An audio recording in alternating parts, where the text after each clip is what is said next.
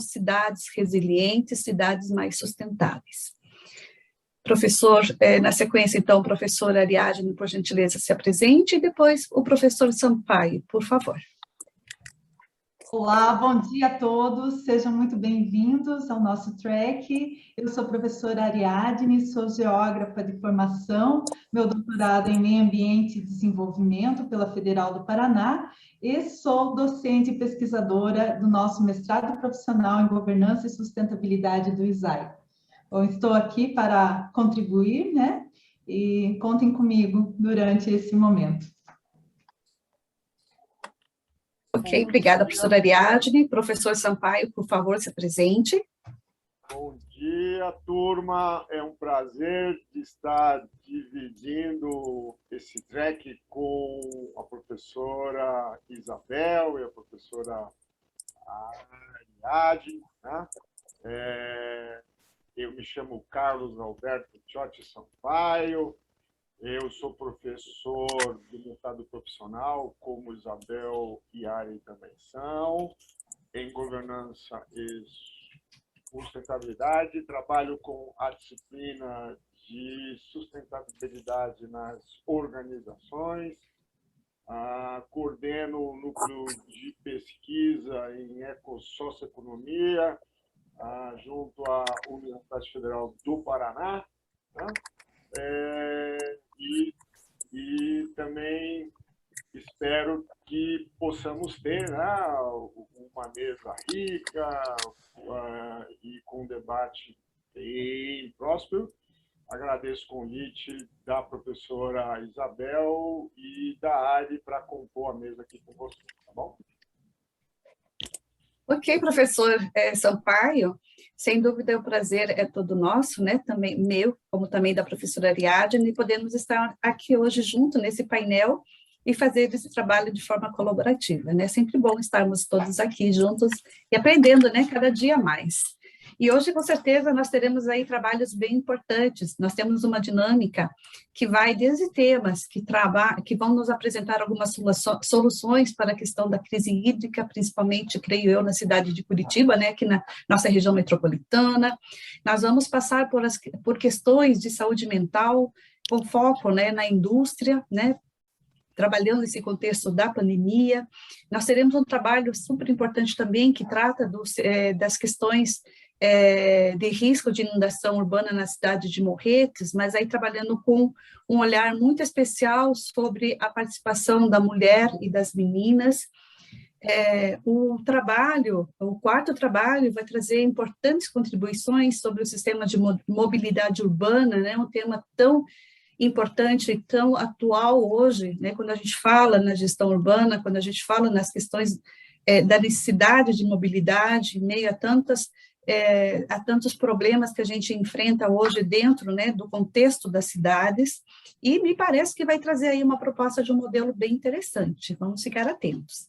E também uma estrutura para um plano de continuidade de negócios para a governança da tecnologia da informação nas organizações. Esse é o último trabalho, nem por isso menos importante, que vai trazer aí contribuições muito importantes também, muito interessantes na área da governança. Então, a nossa dinâmica desses trabalhos hoje ocorre da seguinte forma. Nós vamos começar, então, e teremos aí 8 minutos para que vocês possam fazer a explanação do trabalho de vocês, de 8 a 10 minutos. Eu peço muita atenção na questão do tempo para não prejudicar o colega que vem na sequência, né, a apresentação que vem na sequência. E depois da apresentação, nós vamos abrir espaço para alguns questionamentos. Então, quem tiver, à medida que forem feitas as apresentações, quem tiver alguma questão que gostaria de esclarecer, anote que ao final de cada apresentação, a gente retoma para as perguntas, ok? Tudo bem, então, pessoal? Eu acredito que o primeiro paper de hoje, Soluções Inovadoras para o Enfrentamento aos Efeitos da Crise Hídrica na região metropolitana de Curitiba, da Lagoa de Minas à hidrossemeadura de nuvens, deve ser apresentada pela Ana Carolina. É isso mesmo, Ana Carolina? Isso mesmo. Eu só quero algumas instruções que eu não costumo utilizar o Zoom. Perfeito. Você fez uma apresentação? Fiz. Eu só quero saber como que eu não estou achando aqui a opção. Ana Carolina. Você tem ali, embaixo na tela, você tem ali uma setinha verde, Ah, tá. compartilhamento.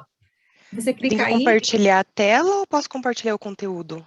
só o conteúdo. Se você clicar em compartilhar aqui embaixo, na setinha verde, daí você clica em cima do material que você quer compartilhar Ai, conosco. deixa eu achar aqui. O material já precisa estar aberto antes de você compartilhar. Isso, Tá, não, ele tá aberto sim, deu certo, eu acho. Aham. isso mesmo, tá? Perfeito. Vocês estão, eu não sei o que vocês estão vendo, gente, que loucura, que diferente isso. Nós estamos vendo a sua apresentação na tela. Então tá bom, se eu mudar aqui, vocês vão para a introdução, né? Isso, na introdução, querida. Ai, tá. Voltou na primeira página. Acho que deu, né? Deu. Ah, então Ótimo. tá bom. Então o tempo começa a contar, deixa eu colocar aqui. Então, bom dia a todos. Meu nome é Ana Carolina, eu sou geóloga aqui da Sanepar, na área de pesquisa e inovação. E os autores desse trabalho, além de mim, é o geólogo Pedro Henrique, o engenheiro Gustavo Possetti, que vocês já conhecem, e o diretor aqui de Meio Ambiente e Ação Social da Sanepar, o Júlio Goncharovski. Então, né, como bem reportado aí na mídia, né, nós estamos passando por uma situação de escassez hídrica, evidenciado aí pelas anomalias negativas na precipitação pluviométrica e resultando, então, nos baixos volumes de água disponíveis nos nossos mananciais, né? Toda essa situação é objeto de decretos estaduais, nós já estamos no 4º decreto, portanto, a inovação se torna ainda mais importante, né, nessa questão para salvaguardar o abastecimento de água, né, sobretudo num contexto de pandemia do Covid-19, né, em que a mídia está falando, vão lá, lavem as mãos, né, troquem de roupa, lavem a roupa, e a gente aqui falando para economizar. Então, né, a companhia, que ela teve que adotar algumas medidas emergenciais nesse contexto, né? Então, acho que, né, algumas dessas medidas já é de conhecimento de todos, né? A gente está aí passando por um rodízio no abastecimento público. A gente intensificou o manejo das comportas das barragens aqui da região metropolitana. Foram ativadas algumas novas captações, também antecipação de obras estruturantes, até foi na mídia ontem anunciado, né, a transposição aí do rio Capivari para o reservatório Iraí, né, na verdade ele contribui para o rio Timbu, que é um afluente do Iraí, além de campanhas de sensibilização para uso racional da água, né, essa meta 20%, né, se todos conseguirem economizar pelo menos 20%, né, essa conscientização é bem importante para a redução do consumo e consequente ajuda aqui para o manejo do recurso. Então, né, o uso do recurso hídrico o uso sustentável do recurso hídrico é super importante, ainda mais diante desse contexto.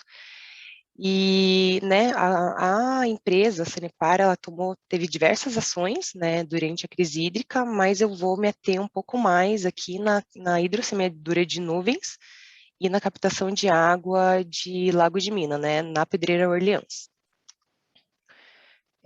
Como metodologia do trabalho, né, da hidrossemeadura, então, assim, ó, até no artigo eu deixei um pouco mais descrito todo o processo físico que envolve a hidrossemeadura, né, a hidrossemeadura geralmente é feita com alguns aglutinantes químicos, mas aqui no estado a gente utilizou com água potável, e para a realização desse serviço, a gente usou a infraestrutura de um hangar no aeroporto do Bacaxiri.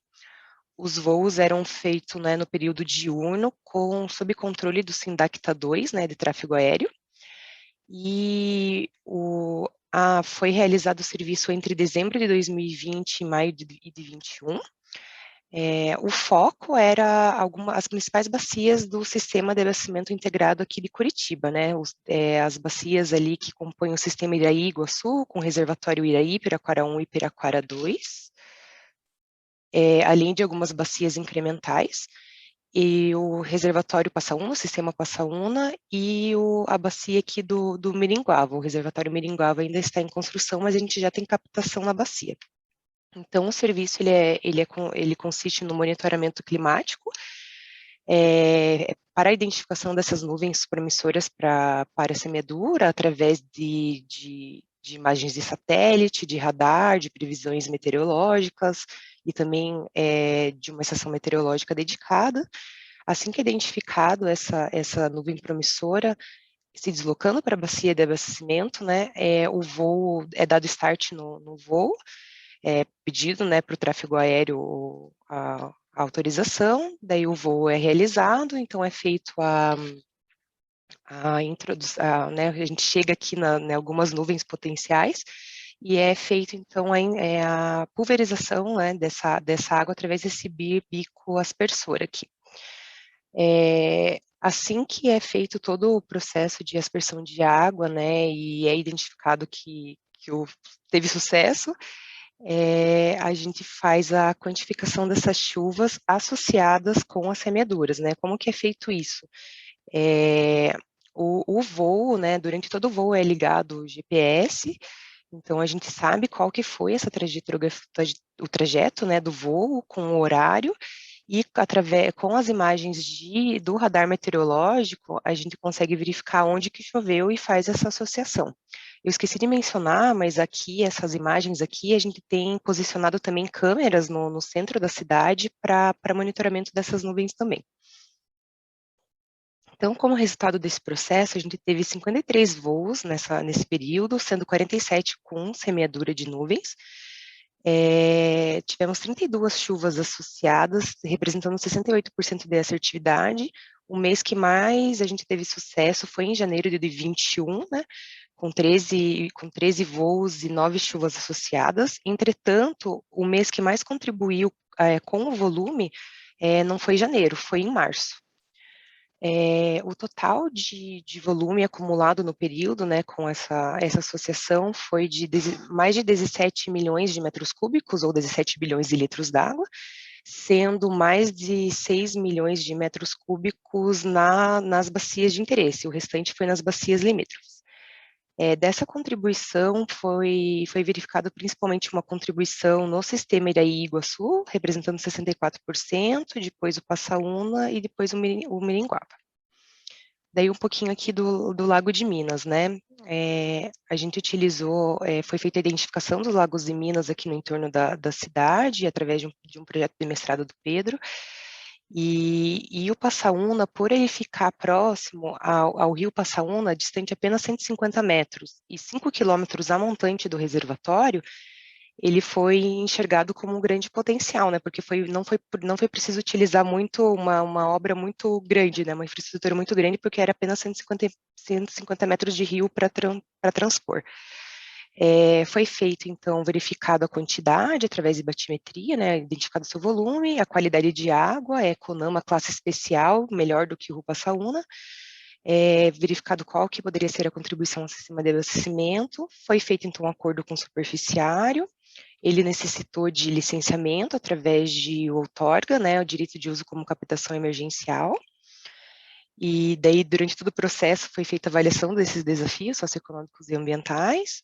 Então, foi feita a implantação. A operação foi realizada entre julho e dezembro de 2020, e agora a gente ainda está na fase de avaliação desses impactos, né, como que está funcionando, porque ele foi bastante rebaixado, né, o nível do freático, e agora a gente está vendo como que está se comportando. Então, como resultados, a Pedreira Orleans, ela incorporou ao sistema Passaúna, ela foi retirada ali 1,9 bilhões de litros d'água, ela contribuiu no período com 150 litros por segundo, né, foi 6 meses de operação, aqui, né, mostra aqui a captação da pedreira, foi utilizado 2 linhas de tubo PAD, com bombas que iniciaram com 160 cavalos de potência, depois foi para 240, a gente rebaixou 38 metros, né, a profundidade total é de 46. O que representou essa captação na Orleans, né? Ela representou no período 50% das fontes alternativas de abastecimento público ali até dezembro de 2020, o que representa o atendimento de 140 mil pessoas por mês.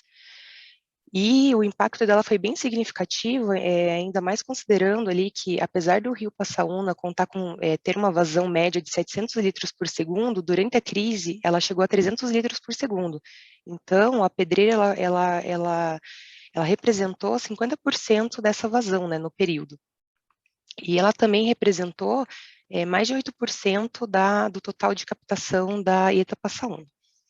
Aqui, né, eu coloquei essa foto aqui também, porque aqui é a saída da captação, e tem aqui, né, uma bacia, a gente aproveitou a estrutura da mineração com essa bacia de dissipação de energia para não prejudicar tanto o leito do rio Passaúna. Então, daí aqui, a partir daqui que ela vai para o rio Passaúna. Então, né, desculpa se eu passei o tempo, tentei falar bem rapidamente dessas duas soluções. A gente considera, né, que a crise hídrica, né, foi importante, né, a gente buscar essas estratégias inovadoras e suas avaliações. E quanto à hidrossemeadura de nuvem, né, os resultados operacionais indicam que a técnica é promissora. O que a gente está fazendo agora, né? A gente está na fase assim de avaliar bem a modelagem e o impacto dessas chuvas nos mananciais, né? O quanto realmente subiu, a gente está ainda nessa fase de avaliação. Aqui eu apresentei apenas a operação. Mas, assim, é um volume, a gente já percebeu que mesmo a gente sendo bem cauteloso, ela contribuiu. Então, a gente está nessa fase de modelagem hidrológica, mas a gente vai incorporar ainda outras metodologias de avaliação para realmente verificar qual que é a porcentagem, né, dessa contribuição, até mesmo comparando com a chuva da bacia, né, a chuva que às vezes não é associada. E o uso de Lago de Minas apresentou um grande potencial, né, em situações emergenciais. Foi um fornecimento de água direto e significativo, estabilizando, né, o nível de água do reservatório Passaúna, além de ser uma destinação nobre, né, de uma área que não estava sendo mais utilizada. Então, era isso que eu tinha para falar para vocês. Muito obrigada. Carolina, nós é que agradecemos a sua participação, a tua contribuição é excelente, porque além de um serviço público de alta necessidade, né, a população de Curitiba e região metropolitana, você trouxe aqui um trabalho que nos instiga, né, nos instiga a tentar, a buscar compreender cada vez mais o processo técnico dessa semeadura, dessa coleta de água, enfim, aqui me despertou vários questionamentos que eu gostaria de fazer para você, né? A gente sabe que o tempo não permite. Eu vou abrir primeiro então, as perguntas para os participantes, depois, no finalzinho, se me der tempo, eu vou te fazer uma perguntinha também, tá bom, Ana? Mas, tá bom. Muito obrigada, excelente trabalho, muito bom mesmo. Obrigada. Aos participantes, né? A gente sabe que aqui a gente tem aqui um trabalho fantástico da Ana Carolina, de uma importância para nós, enquanto moradores da cidade de Curitiba, né? E eu gostaria mesmo de saber e entender também quando que a gente vai terminar com o nosso rodízio. Mas, enfim, isso é tema para um outro momento, não é mesmo? Só para a gente brincar um pouco, mas preocupa. Bom, participantes, alguma pergunta para a Ana Carolina? Quem gostaria de fazer algum questionamento, alguma questão ainda que seria importante a gente esclarecer agora em questão a esse processo? Está aberto aí. Posso começar, professora Isabel? Pode, Ana, bom dia, pode sim. Bom dia, Ana Carolina, parabéns, acho que a você, a equipe, um ótimo trabalho. Eu fiquei um pouco curiosa, eu não sei se isso fez parte também da pesquisa, como você acabou comparando duas técnicas, a questão também do custo que foi desprendido para isso, ou seja, em cada uma das soluções, até para entender essa viabilidade, né, para depois você inserir como uma prática permanente essa relação custo e efetividade, se isso está previsto em ser analisado ou não. Ah, sim, a gente fez a avaliação, né, do custo-benefício das duas técnicas. As duas custaram, foi um valor semelhante, aí, no entorno de 2 milhões. E a captação, né, do Lago de Minas, né, é uma contribuição direta, né? Então, ela é um pouco mais fácil da gente mensurar, né? A contribuição da hidrossemeadura, como eu falei, a gente está ainda avaliando, né, essa questão da modelagem hidrológica. O resultado, assim, já nos agradou, mas a gente realmente está querendo colocar mais alguns indicadores ali para a gente realmente ter certeza né, antes de fazer as publicações. Mas foi avaliado sim, em termos assim até de se pagar a conta, a tarifa da Sanepar, isso daí foi de grande sucesso, então realmente só terminando essa avaliação elas podem ser reimplantadas com certeza. Só que a Pedreira Olhando a gente teria que esperar um pouquinho ou ir para outra, né, no trabalho ali do Pedro ele identificou outras pedreiras aqui na região, então poderia ir para, né, tentar a captação agora em um novo local. Ok, muito bem, Ana Carolina. Mais alguém? Mais algum questionamento? Alguém mais? Professora Ariadne, por favor. Obrigada, professora Isabel. Ana Carolina, parabéns, excelente trabalho, né? Muito bem estruturado, os dados que você apresenta são bastante significativos, né? De fundamental importância para o ciclo, a manutenção do ciclo hidrológico e também para o abastecimento de água de Curitiba. Eu tenho várias questões que eu gostaria de conversar contigo, mas como a professora Isabel já bem destacou, nós temos o limite do tempo, então eu vou lançar 2 perguntas aqui para você, que eu acredito que seriam mais pertinentes para esse momento.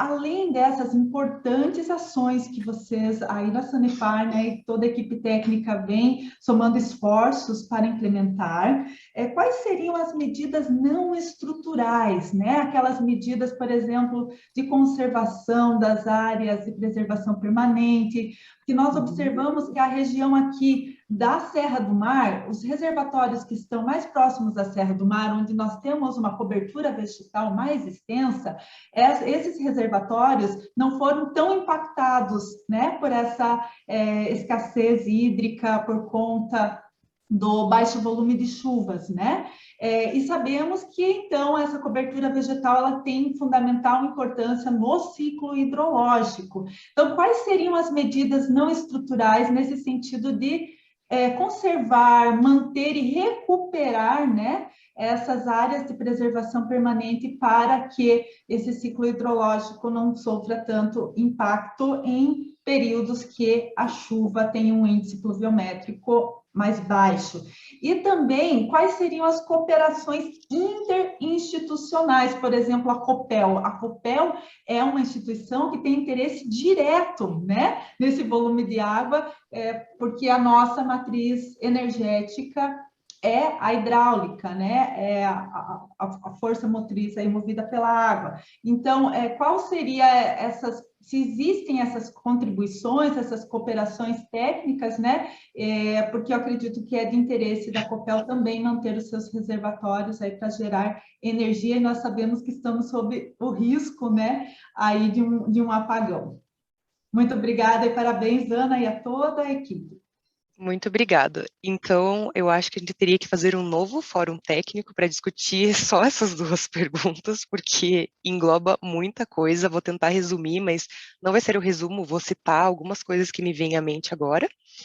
Então, assim, né, essas 2 técnicas essas 2 soluções que a gente apresentou são medidas estruturais, assim como outras, né, que vão ajudar, né, na questão da resiliência ali do clima, né, resiliência do recurso hídrico, mas algumas outras medidas estão sim sendo estudadas, e a gente também tem algumas cooperações bem importantes aqui na Sanepar, com a GIZ, Banco Mundial, a gente está avaliando sim, a gente está nessa questão aí de resiliência do clima, estamos fazendo uma avaliação aqui na região metropolitana de Curitiba que pode ser exportada para as outras bacias.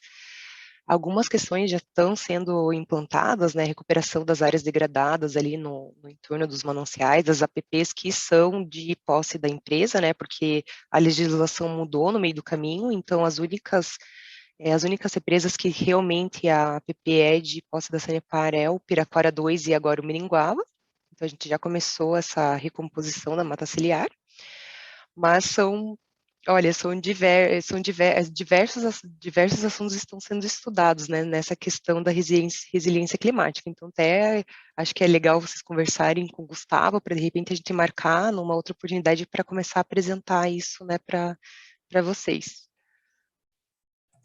Ok, Ana, muito bem, obrigada. Antes de nós passarmos para o próximo, realmente você tem razão, né? Isso aí a gente poderia ficar discutindo só a água a manhã toda, né, pessoal? Sim. Mas eu não vou conseguir ficar quieta. Eu estou com uma curiosidade muito grande em relação a essa questão. Bem rapidinho, a qualidade da água, Ana, ela é boa, ela é tão... Como que vocês podem avaliar os dois modelos de captação? A qualidade é boa para os dois formatos? No que sentido que você disse? A qualidade, porque a qualidade Da semeadura da e das semeadura águas de Minas. porque a semeadura de nuvens, na verdade, o que a gente está fazendo? A gente faz uma aspersão, né? Eu até não, acho que não comentei isso, com 300 litros de água potável, e daí isso faz todo o processo físico ali que eu coloquei no artigo, né? Que daí, né, faz precipitar. Mas é água de chuva, né? Então, né, agora a Pedreira Orleans, as pedreiras, né, tipo, as lagoas de mina formado por rebaixamento do solo ali, que faz florar o lençol freático, a qualidade de água geralmente é muito boa, ali da Orleans demonstrou uma qualidade excelente, ela está ali por água de chuva e por algumas fraturas, então tem a contribuição, né, tanto da água subterrânea quanto da água de chuva. Então, ali a gente fez a avaliação, foi avaliado num período maior do que um ano, e realmente ela foi classificada como CONAMA classe especial. Ok. Muito bem, muito obrigada. Obrigada pelas tuas respostas, Ana, pela tua participação. Obrigada Dando sequência, imagina. Dando sequência, então, convidamos agora, acredito que a Roberta, o grupo da Roberta Ribas e da Maria Carolina, para apresentar o trabalho Acolhimento da Saúde Mental, contribuições para a resiliência de trabalhadores da indústria em meio à pandemia. É a Roberta que vai apresentar, não é, Roberta? Sim, eu mesma. Ok, Roberta, então os próximos 8 a 10 minutos são seus. Fique à vontade. Tá bem, bom dia a todos. Quero agradecer a oportunidade de estar nesta manhã com cada um de vocês. Vocês veem a apresentação, apenas a apresentação, vocês estão visualizando? Estamos visualizando, sim, querida. Primeira Então, página aqui, apresentando o grupo. Legal. Bom, então vamos lá, né, apresentar esse trabalho que foi feito por mim e também pela Maria Carolina Castro Leal, que também é psicóloga do Sistema Federação das Indústrias do Estado do Paraná. Esse é um trabalho que nós também fazemos em várias mãos com a equipe de assistência social do Sistema Federação das Indústrias, e é um trabalho que ele está em voga desde abril do ano passado. Então, o título do nosso trabalho é Acolhimento de saúde mental, né, contribui para a resiliência de trabalhadores de indústrias em meio à pandemia da Covid-19, né. Bom, deixa eu ver se eu consigo minimizar aqui. Aí, ficou melhor. Bem, o Serviço Social da Indústria é uma das casas do Sistema Federação das Indústrias do Estado do Paraná, né? A gente tem também o SENAI e tem o IEL, que compõe esse grande guarda-chuva, né? Responsável pelo cuidado das indústrias e dos trabalhadores aqui no Paraná. Bem, o sistema FIEP e o SESI sempre teve essa preocupação de cuidado com as empresas, com os trabalhadores, né? E o SESI tem um histórico de, pelo menos desde 2015, na verdade, atuar especificamente na área de saúde mental, né, com os trabalhadores. Bom, e esse trabalho do SESI, ele veio à tona em abril do ano passado, em conjunto com o CIS, que é o Centro de Inovação do SESI em Longevidade e Produtividade. O Departamento Nacional do SESI em Brasília distribui uma série de centros nos estados que atendem não apenas o seu estado raiz, mas também o Brasil como um todo. Então, esse centro é referência com relação à longevidade, à produtividade em todo o país e não apenas aqui. E o SESI já tem um histórico dentro do escopo do Cuide-se Mais Saúde Mental, que é um projeto específico da área de saúde mental. Então, em conjunto com o SESI e com o Centro de Inovação, se criou esse canal, né, de apoio à saúde mental para os trabalhadores das indústrias do Estado e também para os colaboradores do Sistema Federação das Indústrias. Então, ele se dá por meio desse número do WhatsApp que vocês estão observando aqui, né? As pessoas enviam uma mensagem lá, daqui a pouquinho eu já explico como que isso funciona, mas nós estamos ancorados em várias orientações de órgãos oficiais que são reconhecidos mundialmente. Por exemplo, a Organização Mundial da Saúde, a Organização Pan-Americana de Saúde, principalmente o Comitê Permanente Interinstitucional, IASC, né, que trata especialmente dos primeiros cuidados psicológicos que se tem em situações de desastres, de catástrofes, né? E aqui no Brasil, a gente trabalha muito com orientações da Fundação Oswaldo Cruz. Bem, então a gente nasceu, sim, em abril do ano passado, mas é importante dizer que quando esse trabalho foi criado, como eu disse, o SESI desde 2015 trabalha com essa área, né? Mas o cenário mundial e o cenário brasileiro, ele já não era muito promissor com relação à saúde mental, né, da população como um todo e também dos trabalhadores, né? A depressão, ela já representava 4,3% das doenças do mundo, né? A terceira maior causa na época de afastamentos na Previdência Social brasileira, em países nórdicos, né? Finlândia, Dinamarca, Noruega, já é a primeira causa de afastamento, né? Enquanto que aqui nós temos como terceira, mas estamos rumando para se tornar a primeira até 2030, na verdade. E o Brasil, num relatório lançado pela Organização Mundial da Saúde, em 2018, já figurava como o país mais ansioso do mundo todo, né? Então, a nossa taxa de ansiosos, ela é quase 3 vezes maior do que a média mundial. Então, esses eram números que nós já tínhamos antes da pandemia, né? E com a pandemia, isso tudo foi agravado ainda mais. Então, por meio daquele número que vocês viram ali no primeiro slide, né? As pessoas enviam uma mensagem pelo WhatsApp, e aí um sistema de inteligência artificial começa a fazer algumas perguntas, né, para esse indivíduo que solicitou o atendimento. E aí essa pessoa precisa responder apenas com sim e não, né?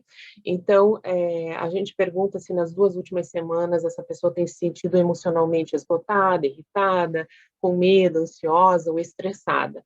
E, em seguida, se gostaria de falar sobre esses sentimentos, né? Se a pessoa diz que sim, se ela coloca mais uma vez que sim, que ela gostaria, aí sim, isso vai para o nosso centro de atendimento, e aí nós temos uma série de profissionais, psicólogos e assistentes sociais, treinados, capacitados, experientes na área de saúde mental, para fazer esse acolhimento psicossocial, né? Não é um atendimento psicológico, mas é um acolhimento pautado nos primeiros cuidados psicológicos que eu falei há pouco. O nosso atendimento é de segunda a sexta-feira, das 8 horas da manhã às 6 horas da tarde.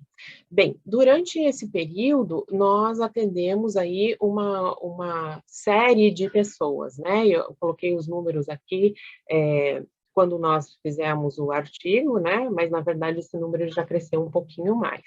Então, foram 146 solicitações de acolhimento, nós atendemos 77 indústrias do Estado.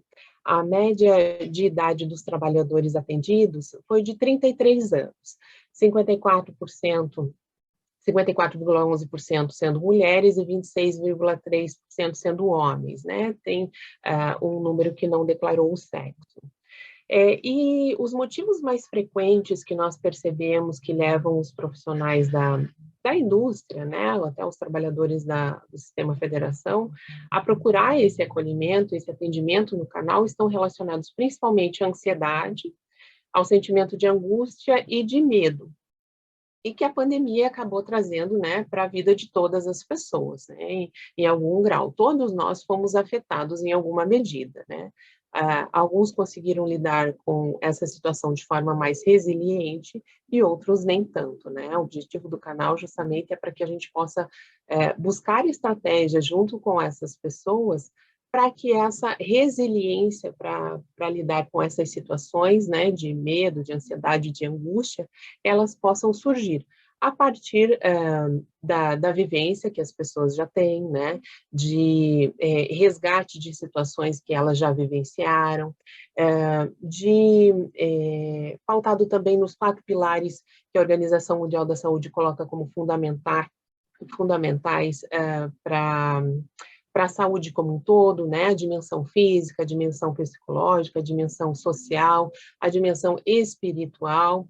A gente vai trabalhando cada um desses aspectos, né.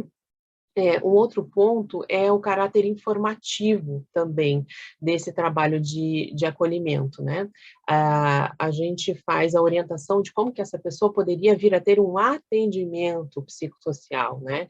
Então, desde por meio do SUS, né, dos planos de saúde, de profissionais liberais, enfim, a gente faz essa orientação também. Bom, com relação aos 5 sentimentos perguntados lá no início, né, no momento da inteligência artificial, né, antes da gente mesmo abordar essas pessoas, né, quando elas solicitam atendimento, a grande maioria apontou nessa ordem, né, 23,4% relatam sentir ansiedade, então não é à toa que a ansiedade aparece aqui em primeiro lugar, né, olha a estatística da OMS que nós havíamos colocado antes, né, o Brasil mais ansioso do mundo, então no nosso canal mais uma vez, o que mais aparece são situações de ansiedade, né? 21,3% de exaustão, 18,78% de estresse, 18,26% de medo e 17,61% de irritação. É interessante a gente colocar aqui uma certa evolução, né? Que no início da pandemia, esse sentimento de irritação, ele não era tão evidenciado, nós percebemos que ele cresceu ao longo do tempo, é o meu tempo, né? E aí, a gente percebeu que ele foi intensificado, que ele veio a crescer, né, ao longo que a pandemia se estendia, porque no relato das pessoas, né, que nós atendemos, não se esperava que a pandemia iria durar tanto tempo, né, era algo que as pessoas estavam relativamente preparadas para 3 meses, talvez para 6 meses no máximo, né, e não para mais de 1 ano. Bom, então, durante esse trabalho, nós percebemos a importância da agilidade do encaminhamento, aí ouvimos, né, acolhemos muitas situações graves, e daí a importância de encaminhar, assim, o mais breve possível, para o tratamento mesmo de psicoterapia, né, de acompanhamento, muitas vezes em conjunto com as organizações, com as empresas, né, quando nos é permitido, isso é sempre perguntado para aqueles que nos buscam, nos procuram. O mapeamento também dos serviços de apoio de saúde mental, justamente para que a gente possa fazer um bom encaminhamento, né, ser ágil nesse encaminhamento, bem como a realização dos registros, para que a gente possa ter mesmo todas essas estatísticas, né, todo esse background do trabalho que foi realizado. E claro, né, uma atualização constante também sobre as informações da pandemia, e não só dos aspectos relacionados ao atendimento psicossocial, ao acolhimento, né, aos diferentes tipos de manejo e de estratégias que nós pudéssemos lançar mão para trabalhar a ressignificação e a resiliência de cada um dos acolhidos, dos atendidos por nós. Bem, gente, resumidamente, esse é o trabalho que nós realizamos, né? Eu acho que dá para destacar aqui um pouquinho o trabalho do filósofo sul-coreano Byung-Chul Han e também do filósofo francês Lipovetsky, né, com relação à contemporaneidade, né, os maus que nós temos na atualidade, as problemáticas que nós vivemos hoje, a importância da resiliência, de ter momentos e situações de escape e para conseguir, sim, ressignificar todas essas questões. Bem, seria isso, gente. Muito obrigada, viu? Roberta, nós é que agradecemos pela sua participação e por trazer para nós o resultado desse trabalho tão bonito, né, que traz aí, dentro do tópico de resultados, algo que não nos surpreende, né, porque é uma realidade que cada um de nós vivenciou nesse período de pandemia e continua vivenciando. E esses resultados demonstram que cada vez mais a importância do trabalho que vocês têm realizado, né? É uma ação muito importante que acolhe as pessoas que realmente estão passando por esse momento. Embora todos estejamos passando, mas alguns em maior grau, né? Em maior grau que o outro. Mas, enfim, muito obrigado pelo seu trabalho, pelo trabalho que vocês têm realizado. Parabéns. Que agradece. Muito obrigada. Agora a gente abre para as perguntas, questionamentos, complementações. Grupo, fiquem à vontade.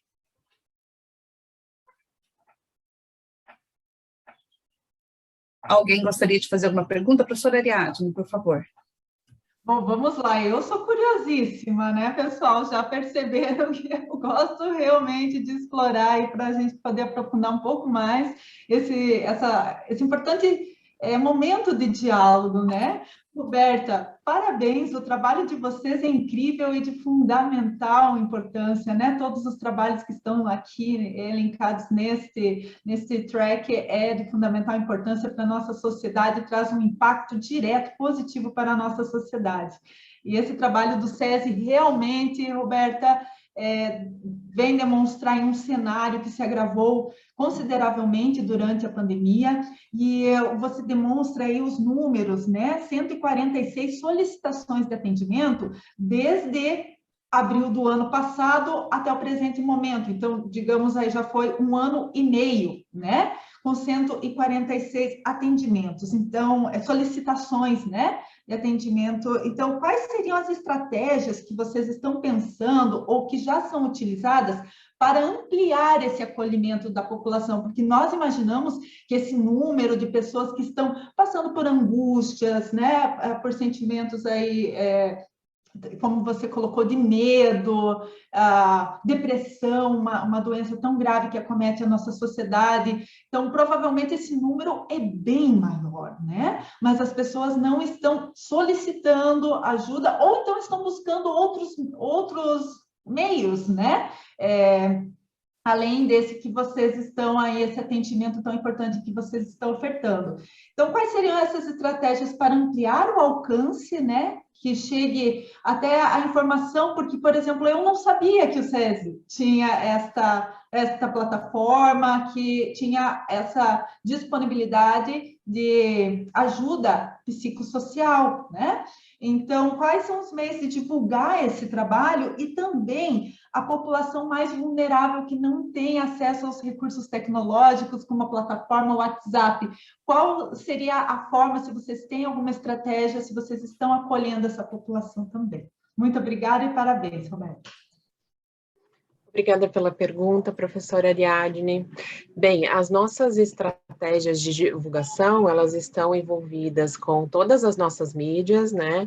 As nossas mídias sociais, do SESI, do SENAI, do IEL, de todas as nossas casas do Sistema Federação das Indústrias. Nós também temos uma divulgação por outros meios, né? E aí são mídias pagas, a gente faz isso de tempos em tempos, então, pelo nosso marketing, né? A nossa área comercial faz uma divulgação forte com os nossos vendedores, junto às empresas, junto às indústrias, né? Então, o nosso mailing de indústrias recebe essa informação. E ele é um canal exclusivo para os trabalhadores das indústrias, né? Eu estava conversando com a Maria Carolina essa semana, eu não sei se a Maria Carolina está aí conosco, ela tinha uma palestra antes, mas ela iria entrar. E ela dizia que uma das indústrias havia comentado com ela, né, que não tinha tido ainda nenhum atendimento, mas que ela percebia o quanto os trabalhadores se sentiam acolhidos e mais seguros em saber que existe esse serviço, né, esse trabalho. Então, eu não estou muito bem hoje, né, eu estou com alguma questão, estou com algum problema, mas só o fato de eu saber que existe essa possibilidade me empodera para eu pensar, né, se de repente eu vou buscar esse atendimento, se eu estou mais fortalecida e consigo resolver isso com os recursos que eu tenho, com outras possibilidades, que não talvez por meio desse canal, mas a gente percebe que o canal, mesmo para aqueles que não buscam, é um apoio também, né, pelo menos é isso que tem nos dito. E com relação à divulgação, é isso que a gente tem feito, inclusive ontem a gente teve uma surpresa, fizemos uma reunião de equipe, e aí a gente falava sobre as estratégias de divulgação, e nós não sabíamos que na nossa intranet, né, ia sair, uns 10 minutos depois saiu ali a informação do canal. Então, de tempos em tempos, de meses em meses, sai internamente e também para esse público externo. Ah, e mais uma questão que você havia perguntado, né? A questão do número. Foram 146 pessoas que buscaram acolhimento, mas nós atendemos até 3 vezes cada uma delas, né? São os retornos que nós damos. Então, essa quantidade de pessoas solicitou, mas a gente tem um número mais ou menos 3 vezes maior do que esse de acolhimentos efetivamente realizados. Ok, muito bem, Roberta. O professor Sampaio também está com a mãozinha levantada lá. Professor Sampaio, por favor. Ok, Roberta. Ok, Isabel, perdão. Parabenizo Roberta e Maria Carolina por trazer um tema, além de importante, oportuno, né?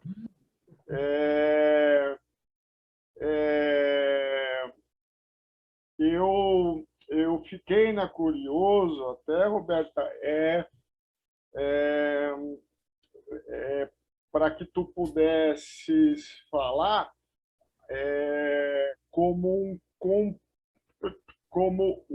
complemento do tema que vocês trataram no artigo, já que tanto ti como a Maria Carolina trabalham o SESI, né?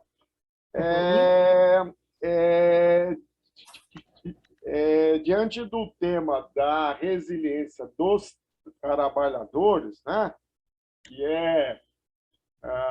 que é muito oportuno, primeiro, que da mesma maneira que a natureza tem capacidade de carga, o ser humano também o tem, né?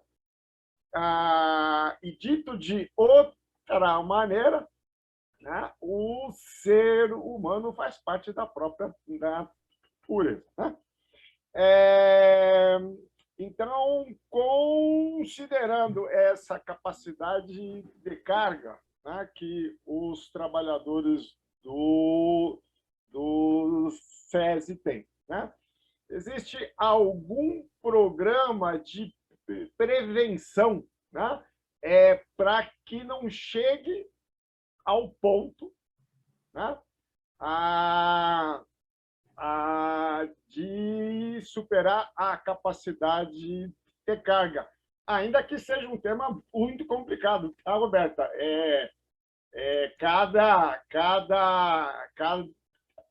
A pessoa é um mundo em si próprio, né?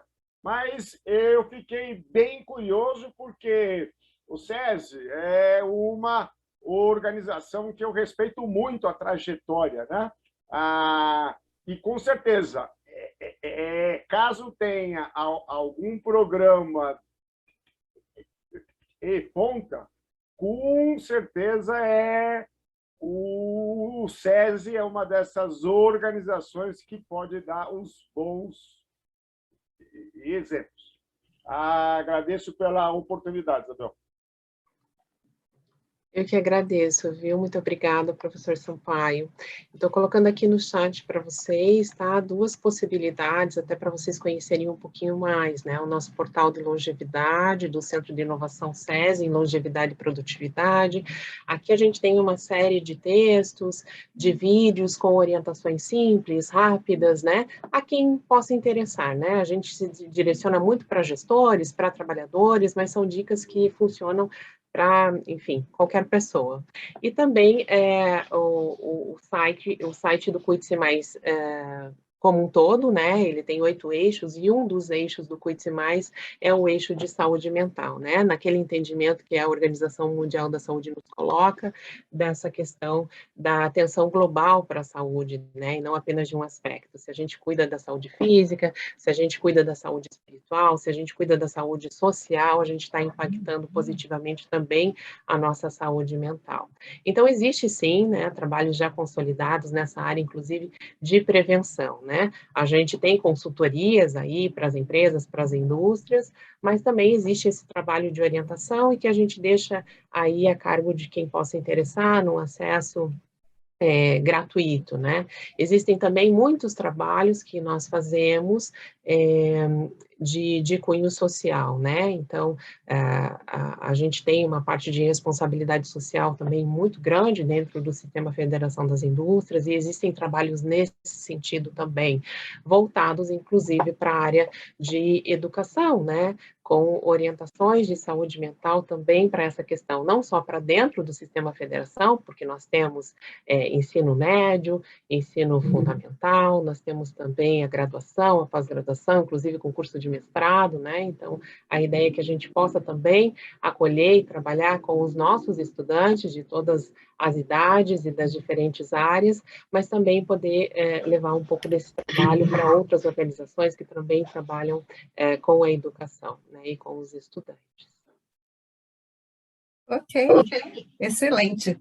Excelente, muito bem, Roberta. Nós agradecemos pela tua participação e pelas tuas respostas aqui. Eu acredito que tenha suprido aí, né, as nossas expectativas em relação ao debate que a gente busca promover aqui. Tá? Muito obrigada. Mais uma vez, parabéns, querida. Bom, dando sequência aqui ao nosso painel, que já estamos bem avançado aqui na hora, agora nós teremos a apresentação da Kátia, ela em coautoria com a professora Ariadne, ela vai apresentar o trabalho intitulado Mulheres e Meninas da Redução de Riscos de Inundação Urbana em Morretes, Paraná. Então, Kátia, por favor, os próximos 8 minutos são seus.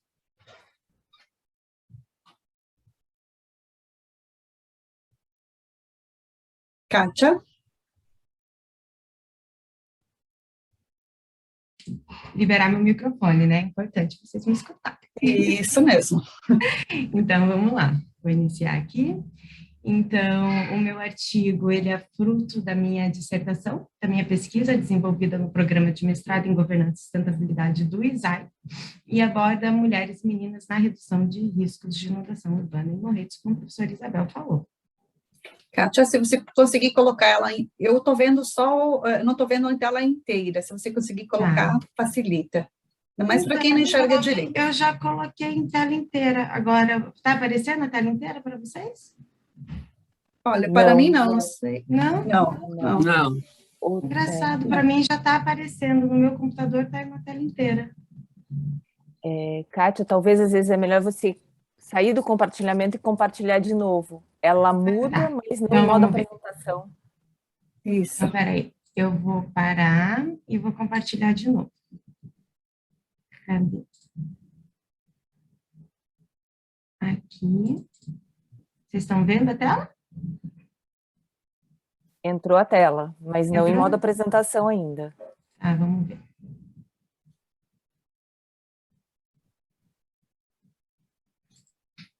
Conseguiram ver? Mudou? Ainda não, Kátia. Não, então eu vou colocar em modo apresentação, e daí vamos ver aqui. Isso. Tá, no meu aqui já está em modo apresentação. Só que daí eu não consigo voltar para o Zoom. Se eu coloco em modo apresentação. Dá um ESC para ver se ele volta lá. Como é bom ter uma aluna aqui que pode ajudar a gente nessas tecnologias. Que coisa boa, né? E a minha última sugestão, se for o caso não entrar, é você salvar em PDF, porque daí você coloca, ela vai entrar direto mais fácil. Tá, vamos ver aqui de novo. Tá lá, mas pensar. Deixa eu ver. Ela sai.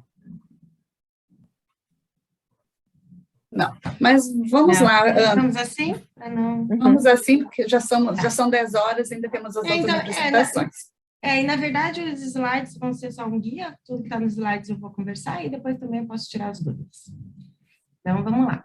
Então, esse artigo, ele explora o estudo de caso que eu realizei, que foi desenvolvido no município de Morretes, e ele apresenta um plano de comunicação com recorte de gênero, focado na prevenção e mitigação de riscos e desastres hidrológicos no município de Morretes. Aqui na lateral, tem pequenininho ali, acho que vocês estão vendo pequeno, algumas imagens que foi derivado de um produto técnico da minha dissertação, que foi uma cartilha, que é direcionada para as mulheres. Então, eu vou começar falando um pouco da cidade de Morretes, é uma cidade do litoral do estado do Paraná, e em 2011 ela sofreu com um desastre denominado Águas de Março, que foi uma chuva intensa no litoral do estado e que gerou perdas econômicas estimadas em mais de 200 milhões de reais. Morretes, ela ficou totalmente submersa, com suspensão do serviço de fornecimento de água, de energia elétrica e com 4.500 pessoas desabrigadas. Desde então, pouco foi feito em relação à comunicação de risco. A comunicação de risco eu trago no meu projeto como um elemento conector. Eu considero que ela prepara os atores para os eventos extremos de forma preventiva e para auxiliar a mitigar os impactos. Então, eu trato da comunicação de risco na prevenção, não a comunicação de emergência. Eu utilizo a percepção do risco sob a perspectiva do REM, em que a percepção do risco do indivíduo ela é composta pela dinâmica social, pelas suas visões de mundo, relações institucionais e seus valores culturais. Para o planejamento de comunicação, eu considerei as suas especificidades, os principais pilares da comunicação, que são atores, propósitos, modos, ferramentas e mensagens. Eu considero que a comunicação de risco ela deve basear as suas características e as suas necessidades na percepção do público a qual ela se destina e que esses diferentes atores são partes integrantes da estratégia da comunicação de risco. Quer dizer, a comunicação de risco lá no início, ela vinha só transmitir um conhecimento técnico direto para a população. Eu acredito que a comunicação de risco ela tem que ter os atores que são atingidos, que estão vulneráveis, como parte da criação dela, do planejamento estratégico. A seleção do público-alvo, então, a comunicação que eu faço é para capacitar meninas e mulheres. Por quê? Porque são as mulheres que vivenciam os desastres muito diferente da maneira dos homens, porque elas suportam o impacto dos desastres ficando em casa, né? As mulheres são as cuidadoras. E elas desempenham um papel muito importante na sociedade para o enfrentamento, para a preparação dos desastres. Então, a participação da mulher, ela possui grande potencial para criar comunidades resilientes, porque a mulher, ela aumenta a comunicação, ela tem a sua rede social dentro da população, o conhecimento e a confiança da população, e assim prepara todo o seu entorno para lidar melhor com eventos extremos. E ela também, desde quando ela é capacitada para lidar, para se preparar para o desastre, ela deixa de ser vítima. E daí ela passa a ser também atuante, né? E assim ela mitiga um pouco o efeito do desastre. Então, a metodologia, eu desenvolvi a pesquisa em 3 fases. Foi uma pesquisa quantitativa, eu utilizei a amostragem definida como não probabilística, intencional, que quer dizer o quê? Que o resultado da minha pesquisa ele foi utilizado para eu basear o meu planejamento de comunicação. Então, a primeira fase foi o levantamento das fontes de dados secundárias, né, levantamento bibliográfico, documental. A segunda fase foi propriamente a pesquisa de campo, que foi a coleta dos dados primários, né, com a população. E a terceira fase foi fazer essa análise comparativa entre esses dados para basear o planejamento da comunicação e gerou o produto técnico. Na metodologia foram realizadas 150 entrevistas na cidade de Morretes. A área de estudo eu fiz a pesquisa nas áreas mapeadas como vulneráveis às inundações pelo Plano Diretor Municipal de Morretes e pela Divisão dos Setores Censitários do IBGE. O formulário foi aplicado presencialmente em entrevistas estruturadas orais e individuais, com tempo estimado de 10 minutos. A periodicidade da pesquisa foi quinzenal, então eu comecei a fazer, foi de setembro a dezembro de 2020 e janeiro de 2021. A coleta de dados foi de porta em porta, observei as normas de segurança para a saúde por causa da pandemia do Covid, com autorização da prefeitura, então a pesquisa era realizada em frente à residência dos inquiridos, utilizei máscara com distância mínima de 1,5 m e sem contato físico. A coleta de dados, o questionário, o formulário, ele teve 22 perguntas no formato fechadas e semi-fechadas, e eu analisei as seguintes categorias: elementos psicológicos, gestão dos riscos e comunicação dos riscos. Como resultado, eu destaco nos elementos psicológicos que a experiência vivida, assim como o senso comum constituído pelos residentes, influenciam diretamente na percepção quanto aos riscos e desastres. Existe um senso de comunidade, de auxílio ali muito forte na população. Uma boa parte dos inquiridos estão dispostos a participar das iniciativas que envolvem a população na gestão de risco. Eles estão preocupados com os riscos de futuras inundações. Eles possuem conhecimento adquirido por vivência de eventos extremos hidrológicos anteriores, o Água de Março. A comunicação de risco, a população ela se organiza, ela já tem uma organização informal para disparo de alertas, por conhecimento e observação dos volumes dos rios, que foi adquirida a um senso comum ali. A maioria dos inquiridos, eles usam as redes sociais, Facebook e WhatsApp, como formas eficazes de comunicação de alertas, isso tipo 90%. Mensagem de texto por telefonia móvel fica em terceiro lugar, seguido pelo rádio. E na questão de gênero, são as mulheres que estão preocupadas ou muito preocupadas com os riscos de inundações urbanas. Aproximadamente 70% delas possuem mais de 40 anos e quase 100% já foram afetados por desastres. 100% está ciente do risco de inundação. Dessas, 52% não possuem atividade profissional remunerada, sendo responsáveis pelos cuidados domésticos. Assim, esse estudo ele possibilitou a construção do plano de comunicação com esse recorte de gênero, porque o meu plano de comunicação ele é centrado nas pessoas, ele leva em consideração as dimensões sociais e culturais e a percepção de risco da população de Morretes, da população urbana de Morretes. A seleção do público ele considera a dimensão do gênero e sugere ações continuadas de capacitação e ações de participação cidadã para preparar essas meninas e mulheres de Morretes para a prevenção e mitigação dos desastres. Então, o plano de comunicação ele tem 3 fases. A primeira fase, essas fases, elas são por meio de oficinas, workshops, e chega até a última fase, que é o marketing social. Então, vamos capacitar, vamos ouvir, vamos construir junto, e depois vamos continuar esse trabalho com marketing social. A pesquisa ela auxilia na implementação da Agenda 2030, e dos Objetivos do Desenvolvimento Sustentável, ODS 5, 11, 10, 13, 16 e 17. E, para finalizar, essa proposição da abordagem de gênero é um passo para a nossa sociedade ficar um pouco mais equânime, com as meninas e mulheres mais empoderadas, saindo da situação de vítima e capacitadas para atuar na gestão de riscos de desastres de forma mais protagonista. Gente, nos planos de evacuação, na Simpdec não tem, acabou meu tempo, deixa eu desligar aqui, não é previsto ações com recorte de gênero para mulheres. Quando elas vão para abrigos, não tem kits de higiene básica. Então, é muito importante trazer essa discussão para o meio acadêmico para que a gente leve soluções. É isso, muito obrigada. Eu fiz a minha apresentação também em inglês, daí também para ficar registrado para quem for assistir. Já vai ter também em inglês. Eu tinha colocado junto, mas eu resolvi separar. É isso, muito obrigada. Muito bem, Kátia, muito bem. Muito interessante esse teu recorte de gênero, né? Esse teu olhar feminino sobre as questões da mulher, né? Enquanto gestora do lar, enquanto uma dupla jornada, né? E esse cuidado que ela tem também com a segurança da sua família, da sua comunidade. Um trabalho muito importante, porque ele, como você mesmo coloca, é a comunicação de risco com a linguagem própria daquela comunidade, para que ele entenda, para que essa comunidade participe. Muito bem. Bom, esse é o momento das perguntas, questionamentos, perguntas à Kátia em relação ao trabalho e pesquisa que ela realizou. Por favor, fiquem à vontade. E bom dia, acho que eu gostaria de começar, se não tiver ninguém mais na vez. Kátia, Por favor. parabéns. Acho que um belo trabalho, acho que não só pelo conteúdo, mas eu acho que pela atualidade, né? Pela importância que ele tem nos dias de hoje.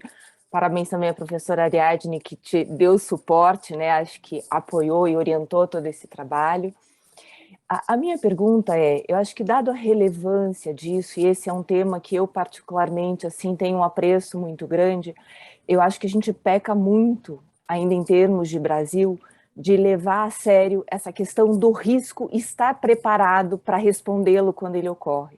Então, eu acho que até pela qualidade do trabalho, a minha pergunta é se vocês tiveram a oportunidade de ter uma interação com a prefeitura, com a equipe local, para estar organizando, ou seja, para que esse trabalho que você produziu nesse ambiente acadêmico, ele de fato passe a fazer parte do cotidiano da cidade, porque ele faz muita diferença. Então, acho que é mais nesse sentido, e acho que para a continuidade da pesquisa, acho que está monitorando, né, o quanto que, de fato, esse processo de comunicação ele passa a ser uma competência da cidade, né, constituída, né?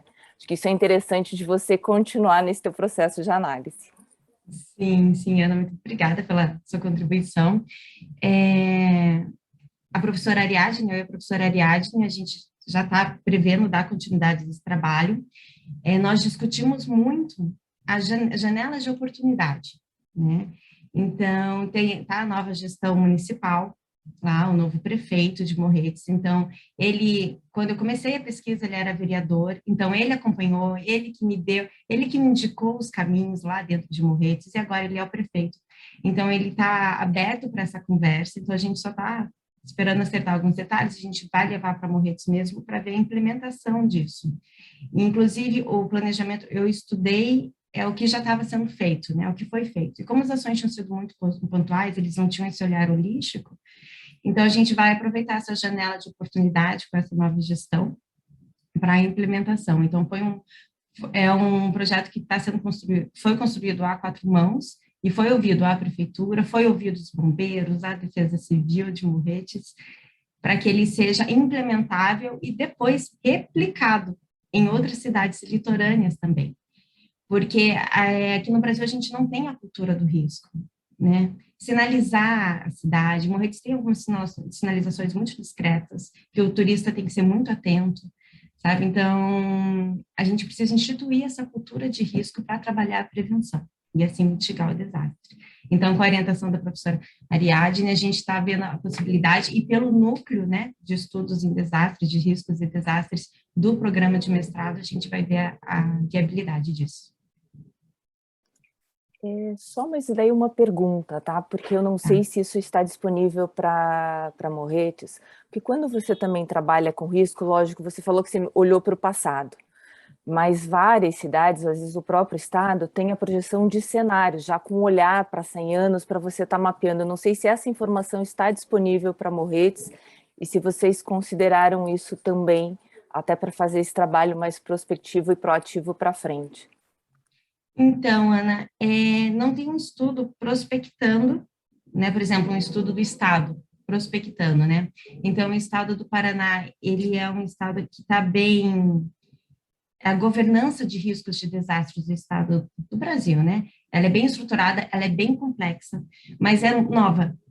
Então, ela tem alguns gaps de comunicação, até de linguagens regionais, de denominações na Defesa Civil, que eles também estão começando agora a unificar, a trabalhar com a comunidade, a ter isso. Então, para a prospecção, eu não encontrei, pelo menos, né, no Estado, na governança de riscos e desastres do Estado, e até mesmo nacional, eu não encontrei nada. Mas o que tem sido feito é um trabalho de construção e fortalecer agora com essa nova visão.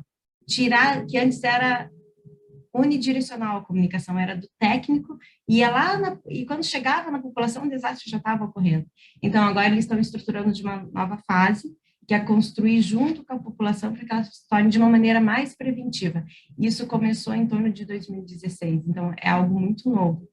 Então, eu realmente não tive acesso, a, pelo menos, às prospecções. Até se você souber, pode passar, já nos ajuda também. Que você, né, também ali na área. Para Morretes, né? É que eu não olhei Curitiba, né? Morretes. Muito bem, Kátia. Mais algum questionamento? Alguém mais gostaria de fazer uma pergunta à Kátia? Professora, eu só gostaria de parabenizá-la, né? Já como orientadora, essas questões aí a gente sempre está em diálogo. Então, mais uma vez, parabéns pela importante temática que você abordou na sua pesquisa. E vamos levar os resultados, né, para Morretes, é muito importante, porque geralmente a população, os gestores públicos não buscarão a sua dissertação no banco de depósito da instituição, né, do depósito das dissertações. Então, para que eles tenham acesso a essas informações, é muito importante que nós levemos até a população, até os gestores públicos. Kátia, então, mais uma vez, parabéns, excelente trabalho. Obrigada. Eu só queria complementar com uma coisa que é uma sugestão também de estudo, que foi um gap que eu localizei, que é em relação ao turismo, Ana. Não tem estudos, então é uma cidade turística, e não tem estudos disso, de como impacta o turismo, e como gerenciar, fazer essa gestão desse risco do desastre com a população transitória. Então, fica uma sugestão aí para quem está assistindo de pesquisa. Maravilha, Kátia. Sugestão bem aceita aqui. Como eu sou da área do turismo também, né, uma das minhas formações, muito interessante. A gente sabe da fragilidade que todo o nosso litoral tem em relação à sinalização turística, né, e outros fatores, a própria gestão de risco, né, em caso dessa comunicação imediata diante de um perigo, né, eminente.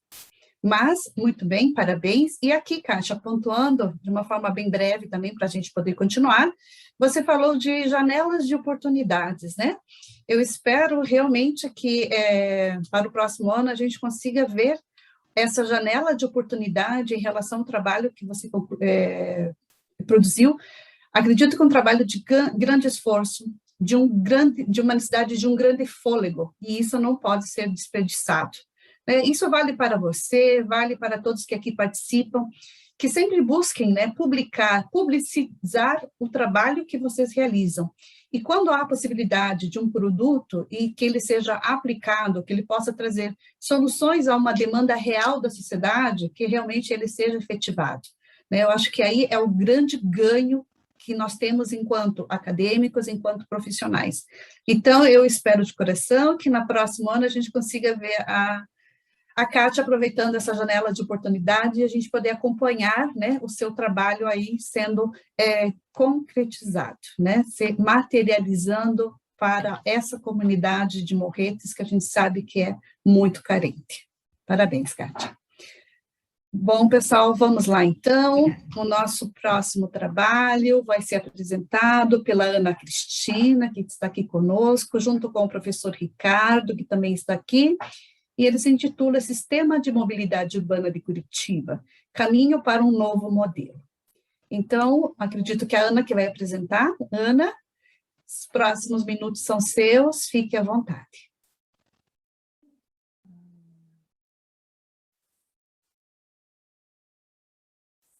Bem, conseguem ver a tela cheia? Sim, Ana, perfeito. Então, tá. Então, veja, assim como a Kátia, eu acho que esse artigo, ele está passando aqui sozinho, ele é resultado da minha dissertação de mestrado, que foi orientada pelo professor Ricardo e que contou também muito com as contribuições do professor Sampaio, que esteve presente conosco na banca. Então, meu muito obrigado. O foco, né, da pesquisa foi olhar muito para essa questão da mobilidade urbana. A professora Isabel, acho que ela pontuou isso, o meu campo de estudo sempre são as cidades, e a mobilidade, ela desempenha um papel estratégico, ou seja, até para o bom desenvolvimento, para um real desenvolvimento sustentável. Só que nos dias atuais, hoje, você olhar só para a mobilidade, ela não é suficiente, porque As cidades, acho que teve uma coisa que a gente falou agora há pouco, dessa coisa das janelas da oportunidade. Então, acho que na cidade você também, acho que dadas essas dinâmicas, no dia a dia você está sempre sujeito a um conjunto de ameaças que você pode vê-las e transformá-las em oportunidades. Então, o trabalho ele veio muito nisso, quer dizer, olhando para a questão da mobilidade, olhando para um contexto que vem tanto em discussão de mudança climática, que relações são essas, como você dá resposta. E o principal, como é que dessa relação, dessa solução que você gera, você dá a perspectiva da inclusão social? Então, quer dizer, o meu problema de pesquisa, ele foi muito, então, nessa direção. Ou seja, quais as competências necessárias para elaborar um novo modelo para o sistema de mobilidade urbana de Curitiba? Acho que em Curitiba, 76% das emissões dos gases de efeito estufa vem do setor de transporte, pautado por uma lógica capaz de conferir maior atratividade para as pessoas, ou seja, para as pessoas usarem esse sistema coletivo, compartilhado e ativo, que ele seja mais eficiente do ponto de vista energético, com impacto, então, na redução da circulação de veículos individuais e nas emissões dos gases do efeito estufa. Então, ou seja, o que você precisa ter reunido para propor essa mudança e esse novo sistema que dê resposta para todas aquelas áreas, seja para a questão social, para a questão climática também. O referencial que eu me apoiei, eu trabalhei com duas grandes temáticas. A questão da governança, principalmente na questão de processos interativos, que eu me apoiei muito no Ansel e no Torso, questão da governança colaborativa e voltada para a inovação, também apoiada pelo Harding e Thorfinn, e a questão da governança multinível, trabalhando no nível local, estadual e federal, onde eu fui buscar também suporte, combate e Flinders. O outro tema é a própria mobilidade urbana, tentando entender o contexto, sendo que para a pesquisa há um recorte no deslocamento de pessoas, eu não trabalhei com a questão de cargas, eu acho que esse é um outro campo também a ser muito explorado, mas o foco foi no deslocamento das pessoas, o conceito de eficiência energética na mobilidade urbana, e o que de fato é uma mobilidade urbana sustentável, que eu me apoiei no conceito da nova agenda urbana, que foi resultado do Habitat 3, que aconteceu em Quito em 2016. Como que a pesquisa ela foi conduzida? Ela foi montada em 3 etapas. Então, no primeiro momento, foi uma pesquisa bibliográfica e documental, principalmente sobre esses 2 grandes temas que eu já comentei com vocês, e foi feita uma primeira aproximação do campo, com um workshop, com algumas pessoas com as quais a cidade ela já tem exercido uma parceria, organismos multilaterais, pesquisadores, universidades, organizações não governamentais de atuação global, aonde ali, a partir dos dados identificados nessa pesquisa bibliográfica e nessa aproximação, eu comecei a identificar um primeiro rol de competências que você precisa ter reunido para pensar esse novo sistema de mobilidade urbana. Na segunda etapa da pesquisa, então, eu me concentrei no desenvolvimento de entrevistas a partir de um questionário semi-estruturado, né? Eu fiz uma lista prévia já desses entrevistados a partir da minha rede de conhecimentos e depois lancei mão da técnica bola de neve a partir de cada entrevista, se eles me orientavam outras pessoas que poderiam contribuir para a pesquisa. O questionário foi aplicado através do Zoom, eles tiveram uma duração em torno de 40 minutos até 1h20, algumas chegaram a ter quase 1h30 de duração. Todo esse conteúdo ele foi transcrito, né? E aí eu fui para a etapa 3, que foi o tratamento e análise desses dados. Como eu fiz? Eu lancei mão do software do Atlas TI para fazer a codificação. Ela aconteceu em 2 momentos. Então, num primeiro momento, a partir do conteúdo dessas entrevistas, eu fui criando essa codificação para essas competências que eu já tinha identificado na pesquisa bibliográfica e na primeira aproximação com o campo, e mais algumas que, a partir do processo das entrevistas, elas foram ascendendo. Então, codifiquei todas elas, e nesse processo de codificação, eu fui observando que cada competência, quando ela era abordada pelo meu grupo de entrevistados, ela sempre estava relacionada a uma dimensão. Então, eu consegui identificar 5 dimensões, que fez parte da minha segunda rodada de codificação. A partir disso, eu estabeleci uma análise de concorrência. entre essa relação de competências por dimensão, fiz a articulação com a teoria, identifiquei, então, essas novas competências, e foi o que me permitiu, então, fazer a construção de uma matriz dinâmica de competências por dimensão. Então, aqui ela está um pouco essa matriz, né, com o que é essa coeficiente de concorrência.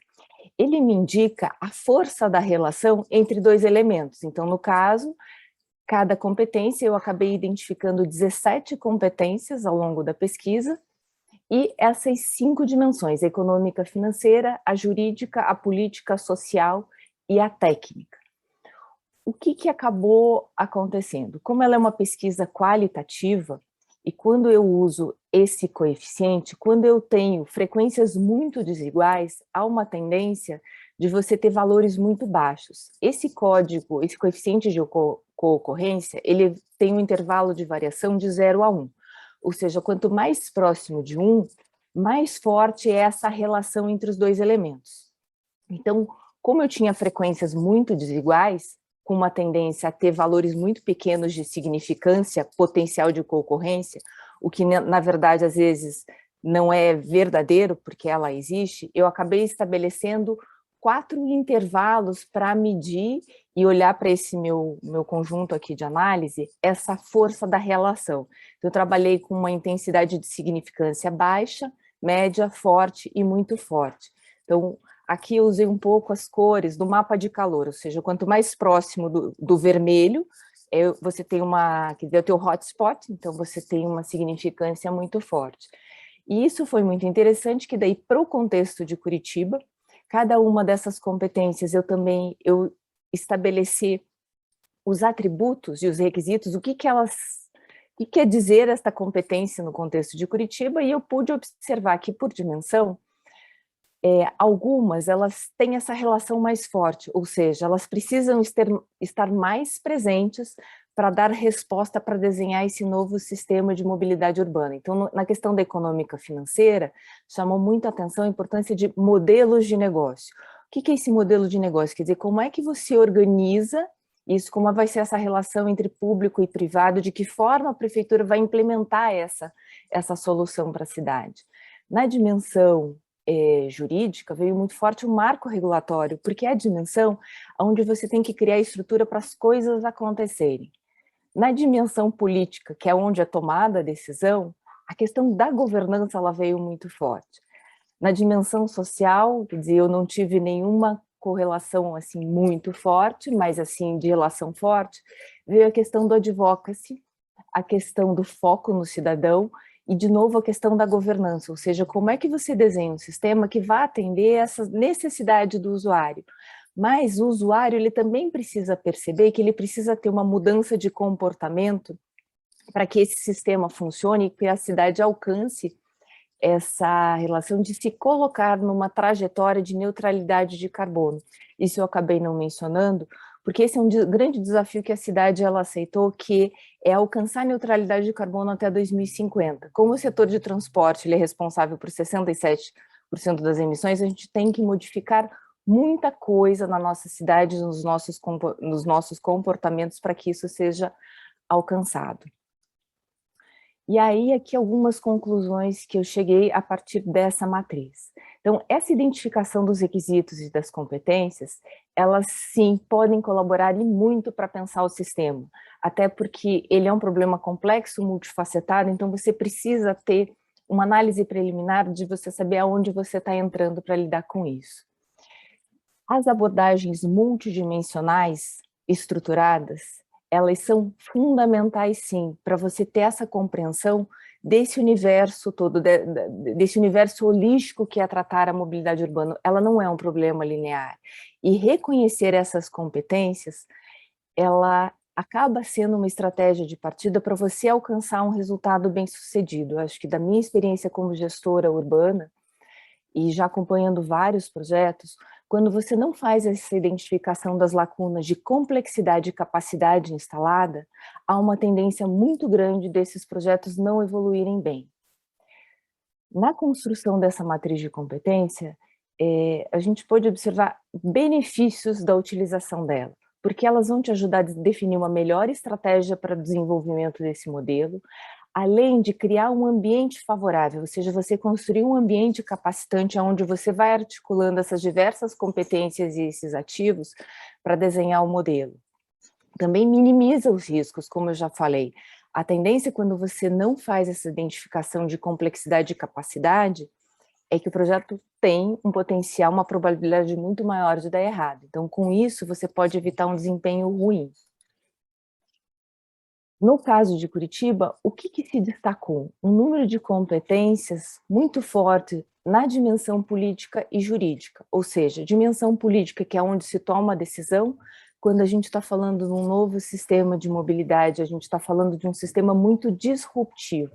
Só para vocês terem uma ideia, esse novo sistema, ele tem que dar conta de até 2050, 85% dos deslocamentos da cidade das pessoas serem por transporte coletivo compartilhado ou por mobilidade ativa.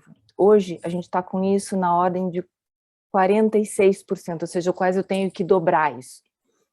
Né? Que só 7% dos deslocamentos da cidade sejam por veículo individual. Hoje isso está na ordem de 46%. E que 100% da tecnologia seja de emissão zero. Então, são muitos desafios, ou seja, se eu não tiver se na dimensão política não houver uma decisão nesse sentido, é difícil você avançar. E do jurídico é você criar um ambiente onde você tenha regras que te permitam implementar essas coisas novas. Uma matriz de competência, em que pese que ela foi construída olhando para a realidade de Curitiba, ela pode ser utilizada por outras cidades, até porque a questão da mobilidade, ela é uma problemática que faz parte de qualquer contexto de cidade, principalmente das médias e das grandes cidades, né? E até por um conjunto de cidades, no caso, Curitiba é parte de uma região metropolitana, e na condução da pesquisa a gente vê que é fundamental essa relação do local com o metropolitano para você dar resposta. Quando você vai para aplicar em outras cidades, o que a gente observou, né? Que isso, você vai ter um outro contexto, portanto, essas competências, essa relação de força, ela pode se modificar em função do grau de maturidade que ela já se apresente numa cidade ou não, e, como eu falei, desse contexto, ou seja, talvez em outras a questão da dimensão técnica vai demandar muito mais porque você não tem uma infraestrutura já instalada para isso. Então, é importante estar observando. E os elementos constitutivos de cada competência. Então, para o trabalho, eu defini o que cada uma dessas competências significam no contexto de Curitiba. Então, isso é uma coisa que precisa ser calibrada quando você leva para outras realidades. Algumas recomendações, ou seja, como de fato ele é um complexo fenômeno, é um fenômeno muito complexo, acho que novos estudos eles precisam ser desenvolvidos. O meu universo de pesquisadores, ele era eminentemente técnico. Então, eu tenho um viés muito técnico sobre a questão, né? Então, acho que continuar esse processo, através até de um processo de pesquisação que era a minha intenção inicial quando iniciei, mas, enfim, veio uma pandemia e a gente teve que se adequar, para tentar agora ver como que essa matriz de competências, ela de fato funciona e pode apoiar o processo e fazer avaliação na prática. Então, acho que isso é algo que pode ser levado adiante para um outro pesquisador, e, enfim, eu também pretendo levar isso adiante, ver como é que esse modelo, como é que essa matriz pode apoiar, então, contextos metropolitanos, medir a percepção dos usuários, né, porque é isso que eu comentei antes, como eu tive um olhar muito técnico sobre a problemática, em que pese que vários dos meus entrevistados são usuários de sistemas de transporte coletivo, como é que o usuário, né, assim, uma pessoa comum que não é da área técnica, se ele enxerga que essas competências, elas podem gerar a tão almejada atratividade que a gente quer para elas abrirem mão de um veículo individual e passarem a fazer parte mais desse coletivo. E um outro tema que eu acho que merece um aprofundamento é no referencial teórico entre essa relação da parceria público-privada. Porque como o modelo de negócio veio muito forte, ela é fundamental você entender como é que você consegue melhorar essa relação para pensar esse novo modelo. Então é isso. Desculpa se eu fui muito rápida, né, pela questão do tempo que a gente tem, que acaba sendo curto, né? 10 minutos sempre é um desafio, mas eu fico aqui à disposição para algum questionamento que vocês tenham a fazer. Muito obrigada. Nós aqui agradecemos, Ana Cristina, pela tua participação, por esse momento aqui, trazer esses dados tão importantes da nossa cidade, né, cidade de Curitiba. Eu vou abrir agora para as perguntas, mas depois eu até vou comentar bem rapidamente alguns dados que você apresentou que me surpreenderam. E outra coisa, né, a possibilidade de doutorado, então, né, com tantas recomendações, vamos ver você no doutorado muito em breve. Bom, vamos lá. Desafio colocado, Ana. Bom, vamos lá, grupo. Perguntas, questionamentos para Ana Cristina. Está aberto agora o momento. Posso fazer um comentário? Claro, professor Apesar Ricardo. de ser o orientador, não quero fazer nenhuma pergunta específica para a Ana, mas eu quero chamar a atenção de uma coisa do trabalho da Ana, que tem a ver, inclusive, com isso que a Isabel falou, né? A ideia inicial do trabalho era chegarmos a uma proposta de um modelo de negócio, né, de um modelo para o sistema de Curitiba, e, em função da pandemia, não foi possível. Mas aquelas coisas que, no final, a gente acaba descobrindo, né, outras possibilidades. Hoje, a gente tem visto que o trabalho da Ana, dentro dos trabalhos que nós temos aí, internacionais, inclusive, a gente está preparando um artigo, os estudos são sempre voltados para as tecnologias, para os modais, né, para o compartilhamento de carro, para o carro elétrico e outras possibilidades. E do que a gente tem pesquisado, o trabalho da Ana é único nesse sentido, de pensar o que as pessoas que vão projetar esse modelo precisam ter de competências nessas diversas dimensões, e isso se torna um mapa, né, para os diferentes gestores em diferentes cidades. E aí vem esse passo, né, da questão do doutorado, que a Ana não fica meio assim quando eu falo, mas ela tem na mão, né, mais de meio caminho andado para que o doutorado dela possa ser efetivamente esse modelo para Curitiba, com essas competências, enfim. Queria só chamar a atenção disso para o trabalho dela.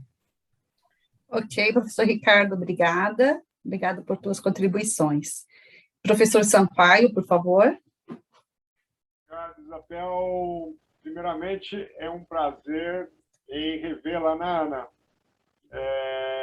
E eu não sei se já tem dica para doutorado, né? O programa de doutorado em meio ambiente e desenvolvimento, que inclusive tem uma das linhas urbano, tá? Deve estar abrindo as inscrições aí. Então, já vale a dica, né, Ricardo? Então, Ana, eu tenho uma curiosidade, provavelmente nós já temos oportunidade, já tivemos oportunidade de conversar isso já na própria banca, né?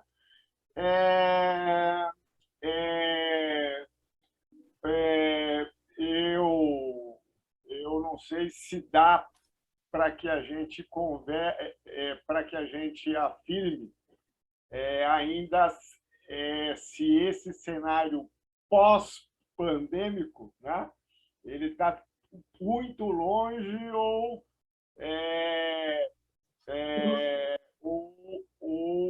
o quão perto está, né? Mas as notícias que circulam em outros países que tiveram a pandemia já em diversas fases, não que o Brasil não tenha, mas parece que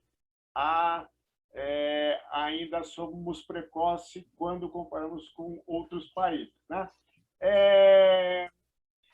Em relação ao transporte, né?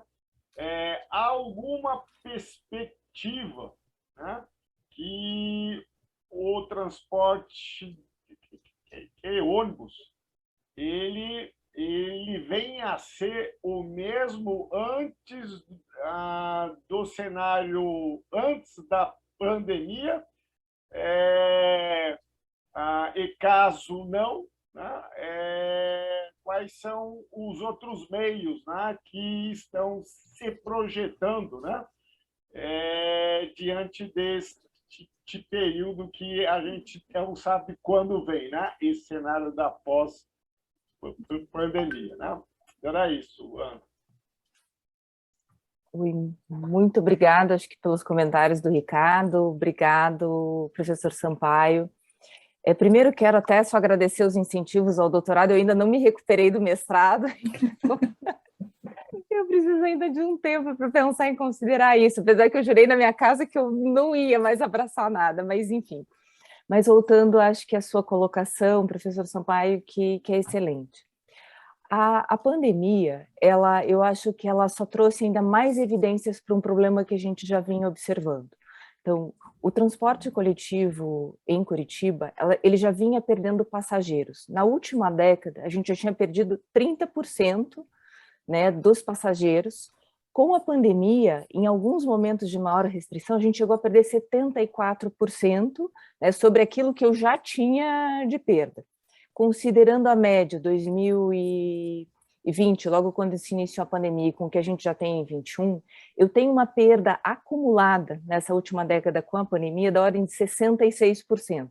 Então, isso de fato mostra que o desafio ele é ainda maior, porque a cidade assumiu a meta de neutralidade de carbono. Então, a gente precisa trabalhar para recuperar tudo isso e ainda trazer mais gente para dentro dessas formas mais coletivas de transporte. Nós temos alguns estudos onde a gente acredita que a partir de 2022, 2023, a gente consiga equilibrar algo em torno de 75% da demanda que eu tinha em 2019, que já vem desse setor de queda.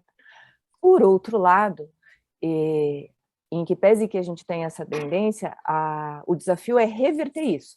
Por isso que eu uso muito essa palavra, até no trabalho, a gente enfocou da atratividade, ou seja, como é que você cria essa perspectiva. Então, na questão dos ônibus, a gente não tem uma estratégia única, até porque pela complexidade a gente está trabalhando com um pool de estratégias. Então, a descarbonização do transporte coletivo é uma delas, ou seja, de você gerar mais qualidade pelo tipo do veículo, talvez investindo em eletrificação da frota. A gente já tem 2 grandes projetos que para funcionarem como um grande balão de ensaio. Então, para testar essa coisa da descarbonização, integração modal com mobilidade ativa, então você começa a combinar serviços que vêm ganhando muita presença nas nossas cidades, de car sharing, de bike sharing, mas não de formas isoladas, mas tentando buscar essa integração, como se usando da tecnologia para isso. Então a gente está fazendo estudos e tentando implementar um piloto de uma plataforma de Mobility as a Service,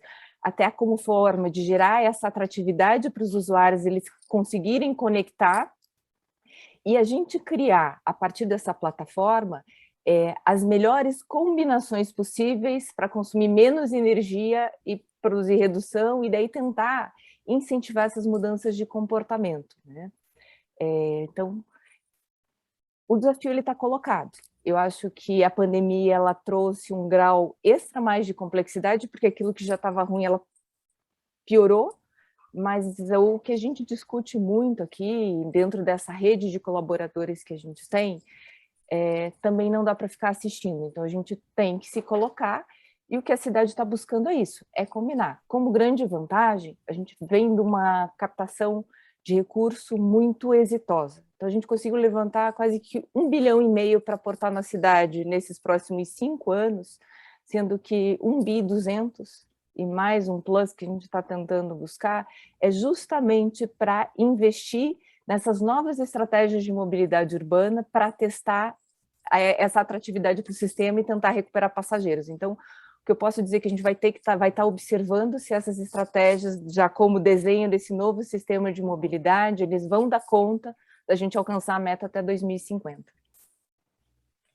Ok, muito bem, Ana. Acredito que a gente já quem não a conheça, né, não a conhecia até esse momento, percebe o quanto você é engajada, o quanto você tem de conhecimento técnico nessa área da mobilidade urbana, em especial para a cidade de Curitiba. Muito bem, agradecemos aí os dados que você trouxe, e nos coloca aí a par de questões tão importantes, né, para o nosso dia a dia, no contexto de uma grande cidade como é Curitiba. Obrigada, Ana. Bom, dando continuidade, então, ao nosso evento, chamamos agora a Vanessa para apresentar o seu trabalho. Eu desculpa, mas a minha tela ficou preta, então, Vanessa, por gentileza, você se encontra? Sim, estou aqui. Bom dia, Vanessa, seja muito bem-vinda. Um prazer tê-la aqui conosco hoje, um prazer revê-la. E você terá, então, minutinhos aí para apresentar, fique à vontade, a tela agora é toda sua. Legal, beleza. Vocês estão vendo a minha tela? Sim, estamos vendo. Gente, é difícil ir na sequência da Ana, viu? Os trabalhos aqui, a Kátia, a Ana, pessoal, o nível é alto, mas eu vou tentar aí manter o nível. Com certeza, com certeza. Então, vamos lá, eu vim aqui para compartilhar com vocês um pouquinho sobre o que também foi tema da minha dissertação de mestrado. Então, o trabalho desenvolvido foi um framework de plano de continuidade de negócios para a governança de TI nas organizações. Foi um trabalho, né? O artigo é elaborado por mim, com apoio do André Alves e do Gustavo Potetti. Então, por que a gente escolheu este tema, né? Plano de continuidade de negócios é um tema que ficou muito em voga com a chegada da pandemia, né? Pegou muitas organizações de surpresa. E a importância de a gente ter um plano de continuidade de negócios desenvolvido antecipadamente é porque, diante da ocorrência de um acidente, pode ser que uma organização não consiga responder com a velocidade necessária à interrupção dos serviços. Também porque a aplicação de framework para plano de continuidade de negócios, ela já foi trabalhada por vários autores, mas de acordo com os trabalhos que nós encontramos, a nossa pesquisa, em alguns casos eles apresentam elementos-chave para um plano de continuidade de negócios, mas não disponibilizam o framework, ou então disponibilizam resultados da aplicação, mas não especificam qual foi o framework que foi adotado para construir o plano de continuidade de negócios, ou apenas trechos do framework. Então, a gente identificamos aí que havia essa lacuna, e nosso objetivo, então, foi propor um framework de plano de continuidade de negócios focado em governança de TI, então, com o intuito de auxiliar na governança de TI, mas que também fosse baseado em processos-chave do negócio, que não demandasse aquisição de software e que pudesse ser implantado de uma forma ágil, colaborativa e com rastreabilidade. Na nossa pesquisa, nós encontramos alguns modelos de frameworks para plano de continuidade de negócio. Na dissertação, né, ao longo do período da pesquisa, foram analisados 9 modelos, e eles tinham 2 pontos em comum. Então, a maioria deles, eles eram frameworks elaborados e disponibilizados por órgãos ou entidades governamentais, ou então por empresas, consultorias relacionadas à área de TI. Não encontramos muitos frameworks disponibilizados no meio acadêmico. E também esses modelos não trazem informações sobre como ele foi concebido. Na nossa metodologia, nós nos inspiramos no ciclo de Design Science Research, do Teresh Lacerda, que é composto aí por um ciclo com basicamente 5 etapas, né? Então, definir o problema, sugerir, desenvolver, avaliar e concluir. Como se deu a dinâmica? Nós fomos em busca do referencial teórico, e aí os frameworks, à medida que eles eram analisados, então o conteúdo deles eram transformados em itens para o framework. A ideia seria separar em abas, né, o framework, de forma que fossem contemplados os principais assuntos que deveriam compor. E esses itens eles eram organizados ao redor desses temas principais, e na sequência era avaliado. Ok, mas isso tem relação com a fundamentação teórica? Se sim, ele passava a integrar a proposta de framework, e esses itens eram validados numa entrevista com especialistas da área de TI. A pesquisa foi realizada dentro de uma instituição de ensino, que era na época onde eu atuava, e também pelo fato de eu não ter essa formação em TI, né, então eu fui em busca do referencial teórico, mas havia essa validação, e se os itens fossem considerados relevantes, eles eram inseridos no framework. A pesquisa ela se inspirou também em design participativo, Então, houve essa consulta, né, esses especialistas para validação, embora o conteúdo, né, final fosse aí de responsabilidade dos autores da pesquisa. Como resultados, nós chegamos à conclusão de que o framework para PCN de TI ele deveria ser composto por 8 fases principais. Então, deveria haver um ranking de ameaças e vulnerabilidades para identificar os principais riscos relacionados à TI, uma aba específica para desenvolvimento de plano de gestão de crises, outra aba que contemplasse a adoção de critérios para análise de impacto no negócio. Por que isso? Porque o que precisa ser abordado num plano de continuidade de negócios pode variar muito em função de algumas características da organização. Então, por exemplo, o que é considerado impacto financeiro para uma empresa de pequeno porte é muito diferente, né, do que é considerado um alto impacto para uma empresa de grande porte. Também contemplamos análise de impacto no negócio e ranking de criticidade dos processos de negócio, então uma forma de identificar e priorizar os processos que são mais críticos para a organização. Revisão das estratégias de backup da empresa, porque por meio da aplicação do framework, a intenção é que a TI tome conhecimento de quais são os processos críticos de acordo com as áreas de negócio, né? Então, a TI ela é responsável geralmente por prover os serviços, sistemas e recursos de TI, mas ela não é detentora desse conhecimento, do que realmente importa para o negócio. Então, a ideia seria a gente desenvolver no framework uma forma de viabilizar, né, que isso se tornasse de conhecimento da TI. Na sequência, elaboração dos planos de recuperação de desastres, são específicos de TI, né? Aqui, quando a gente fala de desastres, é o termo utilizado em TI para se referir a incidentes. Elaboração do plano de comunicação, para que né, também fosse pensado quem deveria ser comunicado, como, por qual canal, em que ocasião, e registro do histórico de incidentes. Isso pensando muito em retroalimentação do plano de continuidade de negócios e melhoria contínua. Também a ideia de que sejam aplicados 3 questionários para a coleta das informações necessárias, então 3 questionários fazendo parte do framework, e a ideia, né, que com a aplicação deles, a gente tenha o plano de continuidade de negócio, todas as informações necessárias para compor o plano de continuidade de negócios, sendo que um seria para identificar os riscos relacionados à TI, outro para identificar os processos de negócio, que são apoiados pelos recursos de TI, e o outro para identificar o impacto, né, relacionados aos serviços da TI nesses processos de negócio. Aqui é uma figura que representa as etapas para a implantação do framework, até que a gente tenha o plano de continuidade de negócios em mãos. Então, são basicamente as etapas que eu apresentei ali agora há pouco, né?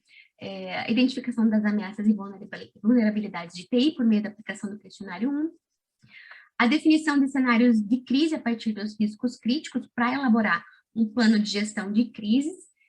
Esse plano de gestão de crises ele pode demandar a elaboração de plano de comunicação ou plano de recuperação de desastres complementares para lidar adequadamente com esse cenário de crise. A definição ou a revisão das políticas, papéis e objetivos. Aqui seria a estratégia de continuidade de negócios da organização, qual que é o objetivo dela, né, com esse plano. A definição dos critérios de impacto e apetite ao risco, que pode variar, né, de acordo com a organização, então é importante que ela tome aí um momento, né, pare e pense sobre isso, define esses critérios. A identificação dos donos dos processos de negócio, para que eles sinalizem, né, quais são os processos de negócio das suas áreas, e depois eles possam ser identificados os processos críticos. Na sequência, reavaliaria as estratégias de backup. Então, ok, hoje a gente faz backup de determinado recurso com um tempo X. Mas isso está de acordo com o desejado pela área de negócio? Atende aos requisitos da necessidade de negócio? Elaboração dos planos de recuperação de desastres, prevendo a realização de testes periódicos, o plano de comunicação, e aí a gente tem todos os elementos para consolidar o plano de continuidade de negócio, né, o documento em si. Então, como conclusões, a gente propôs um framework para a elaboração de plano de continuidade de negócios que apoie a governança de TI, também focado aí na parte de tecnologia da informação, mas também é baseado nos processos-chave do negócio, então buscando esse alinhamento entre os recursos de TI e o que o negócio precisa, sem que haja necessidade de aquisição de software que possa ser implantado com recursos de uma plataforma ágil. E aí, como sugestão de evolução desse framework para atender tudo isso, né, seria a adoção dos recursos disponíveis na plataforma Google. Por quê? É uma plataforma que possui recursos que permitem isso. Então, que ele seja implantado de maneira ágil, colaborativa, várias pessoas conseguem trabalhar ao mesmo tempo nos arquivos, com rastreabilidade, é fácil de você identificar quem fez o quê em cada um dos elementos do framework, e dispensando a aquisição de software, porque a plataforma Google ela tem um conjunto de recursos que são disponibilizados gratuitamente. Existe, claro, a versão paga, mas existe também a gratuita, que já contempla aí, os elementos necessários para a implantação do framework. O que a gente traz aqui como consideração final, né, que independentemente em que sentido o framework poderá evoluir, o plano de continuidade de negócio de TI deve, acima de tudo, permitir que a área de TI esteja alinhada às necessidades do negócio. Aqui nós temos algumas referências e deixo aí os meus contatos, caso alguém queira alguma explicação complementar que não dê tempo de a gente esclarecer agora nos próximos minutos. Perfeito, Vanessa, muito obrigada. A tua temática também, ela traz aqui para a discussão algo muito importante, principalmente considerando o momento em que nós vivemos, né? Um momento em que, com certeza, a sociedade não pensava estar... então, que pudesse acontecer, né? A gente não esperava uma pandemia, e essa área da tecnologia, ela foi num despertar, né? No dia para a noite, ela tomou total evidência dentro de uma cidade, e que ela perpassa o nosso próprio painel, que é a cidade resiliente, desafios e possibilidades, e ela vai para um plano mais global, inclusive, né? Nós tornarmos sociedades resilientes, isso num plano global e não mais só no local, né? Então, parabéns aí ao teu trabalho, né? Eu só ficaria com uma questão, eu não sei se ela entra aqui ou não, porque essa é mais recente. Alguma coisa foi dentro do que você fez, do teu trabalho, da tua pesquisa, também destacou algo sobre a LGPD nesse momento, porque ela vem muito para dentro da área, né, da TI, e ela tem estado em voga hoje, nesse momento, inclusive, né, com tantas discussões, dúvidas e anseios que a gente tem nesse mundo digital e da necessidade que a gente teve de transportar o nosso dia a dia presencial para a área, né, da tecnologia. Então, eu não sei se você ali colocou alguma coisa, se você faz alguma abordagem em relação a isso, e se ele é importante também dentro desse framework que você coloca ali, que você propõe no teu trabalho. Essa estrutura comporta a LGPD também ou não? Vamos lá. Não foi o foco do trabalho, porém, como comentei, né, ele foi desenvolvido dentro de uma instituição de ensino, ali o pontapé inicial, né, da pesquisa, e na época, o gerente de TI, ele era também, né, o gerente da área de processos e era quem estava acima da DPO, que é a encarregada de proteção de dados, né. Então, a instituição, na época, ela já até adotava recursos da plataforma Google, por isso, né, a gente acabou ali colocando como uma sugestão de implantação, embora de maneira alguma o framework seja voltado para isso, qualquer organização poderia adotá-lo, mas é uma plataforma que permite a rastreabilidade das informações e proteção dos dados também. Então, você consegue saber quem tem acesso, quem editou que informação, mas principalmente pensando na questão do acesso, que é um dos pilares, aí, uma das questões que a gente tem que observar para adequação à LGPD. Em todos os arquivos Google, né, dos recursos da plataforma Google, você consegue configurar a liberação ou restrição de acesso, inclusive por tipo. Então, você consegue configurar quem deve apenas visualizar os documentos, quem deve ter permissão para compartilhar, para comentar, para editar. Então, isso contribui muito nesse sentido. Não foi o foco do trabalho, né? Mas era uma questão que estava muito latente na instituição de ensino na época do desenvolvimento. E eu acho que os temas acabam se conectando, sim. Tem a ver com a resiliência e com a perenidade das organizações, porque, né, hoje em dia, continuidade de negócios, soluções digitais e proteção de dados pessoais, as organizações precisam estar muito atentas a esse tema. Exatamente, você torna justamente por isso, né? A gente também passa por esse processo, aliás, em todo momento, né, dentro da empresa, e é algo que a gente sempre busca, né, estar atualizado, trazer à tona, para que a gente também possa ficar à frente aí sobre como agir, como reagir em cada situação. Tem o lado da empresa e tem o lado, né, pessoa física que também busca a sua proteção, a proteção dos seus dados. Muito bem, parabéns, é um prazer tê-la aqui conosco hoje, Vanessa, muito obrigada pelo teu trabalho. Então, agora, como a gente tem colocado nas outras apresentações, eu já tomei à frente agora fazendo questionamentos, mas se alguém mais tiver aqui alguma pergunta, algum questionamento para a Vanessa, por favor, fique à vontade. Oi, Vanessa, primeiro, parabéns, bom te ver aqui, excelente trabalho, acho que eu vou muito, na linha da Isabel, eu acho que o teu tema é extremamente atual, principalmente quando você traz esse componente de segurança cibernética. Eu acompanhei situações de empresa que tiveram seus dados roubados e ficaram sem saber o que fazer. E eu não estou falando de empresa pequena, estou falando de algumas empresas grandes. Então, eu acho que a relevância dessa proposta de você ter um framework de todas as organizações se prepararem para isso, eu acho que é excelente. Eu espero que você consiga dar continuidade e visibilidade até para criar essa percepção para todo mundo. Acho que o painel, de uma forma, hoje falou muito de risco, né? E esse é um risco grande, né? Então, realmente, eu só queria aproveitar para te parabenizar e torcer para que ele renda muitos frutos, porque eu acho que tem muito espaço para ser trabalhado. Legal, muito obrigada. Obrigada também, muito bom revê-los. Estou bem feliz de estar aqui revendo alguns dos meus colegas de mestrado e professores. Obrigada, Vanessa. Mais algum questionamento? Esse é o momento de a gente aproveitar e fazer umas perguntas à Vanessa. Não? Considero que não, então. Vanessa, parabéns, não só a você, mas a todos. Eu espero ver logo a publicação do teu artigo, né, assim como dos demais. Quando fizerem as publicações, por gentileza, nos enviem, porque nós sempre, né, repassamos os nossos alunos, os nossos grupos de estudos.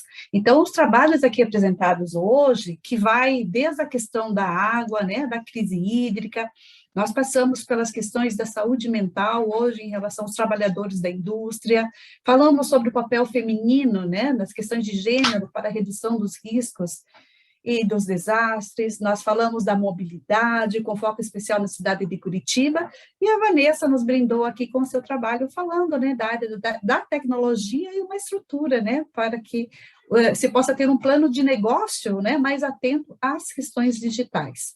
Então, parabéns a todos e a todas, tá? Foi um prazer tê-los aqui conosco nesse painel hoje, né? Vocês abrilhantaram esse nosso momento tão importante do evento. Eu me despeço de vocês e vou transmitir aqui o carinho também do professor Sampaio, né, que mandou um abraço a todos vocês, né, parabenizando-os também, e peço à professora Ariadne que também, né, se despeça de todos nós aqui. Muito obrigada, professora Isabel, foi um momento assim de grande aprendizagem, bastante produtiva esta manhã, agradeço então a todos pelo espaço de diálogo, pela oportunidade de aprender com vocês, né?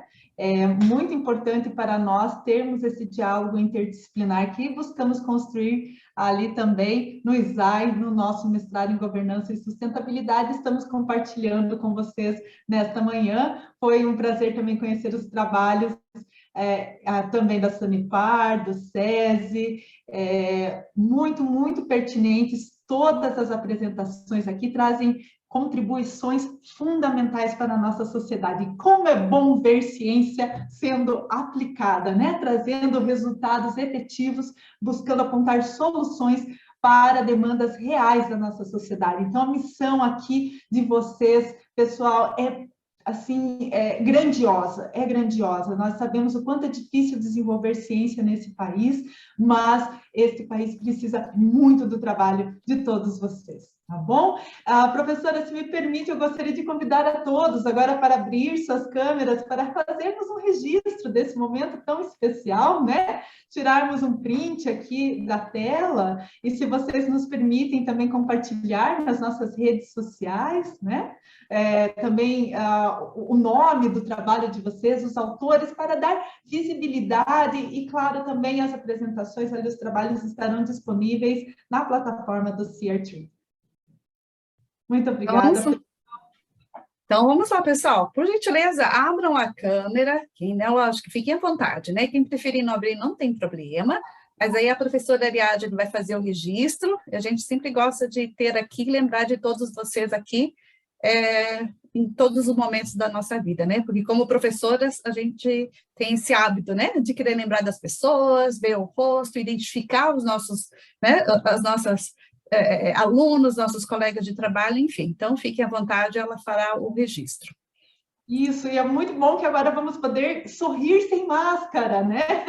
Só vamos aguardar um minuto que o Gustavo também está entrando, ele fará parte desse registro. Gustavo, se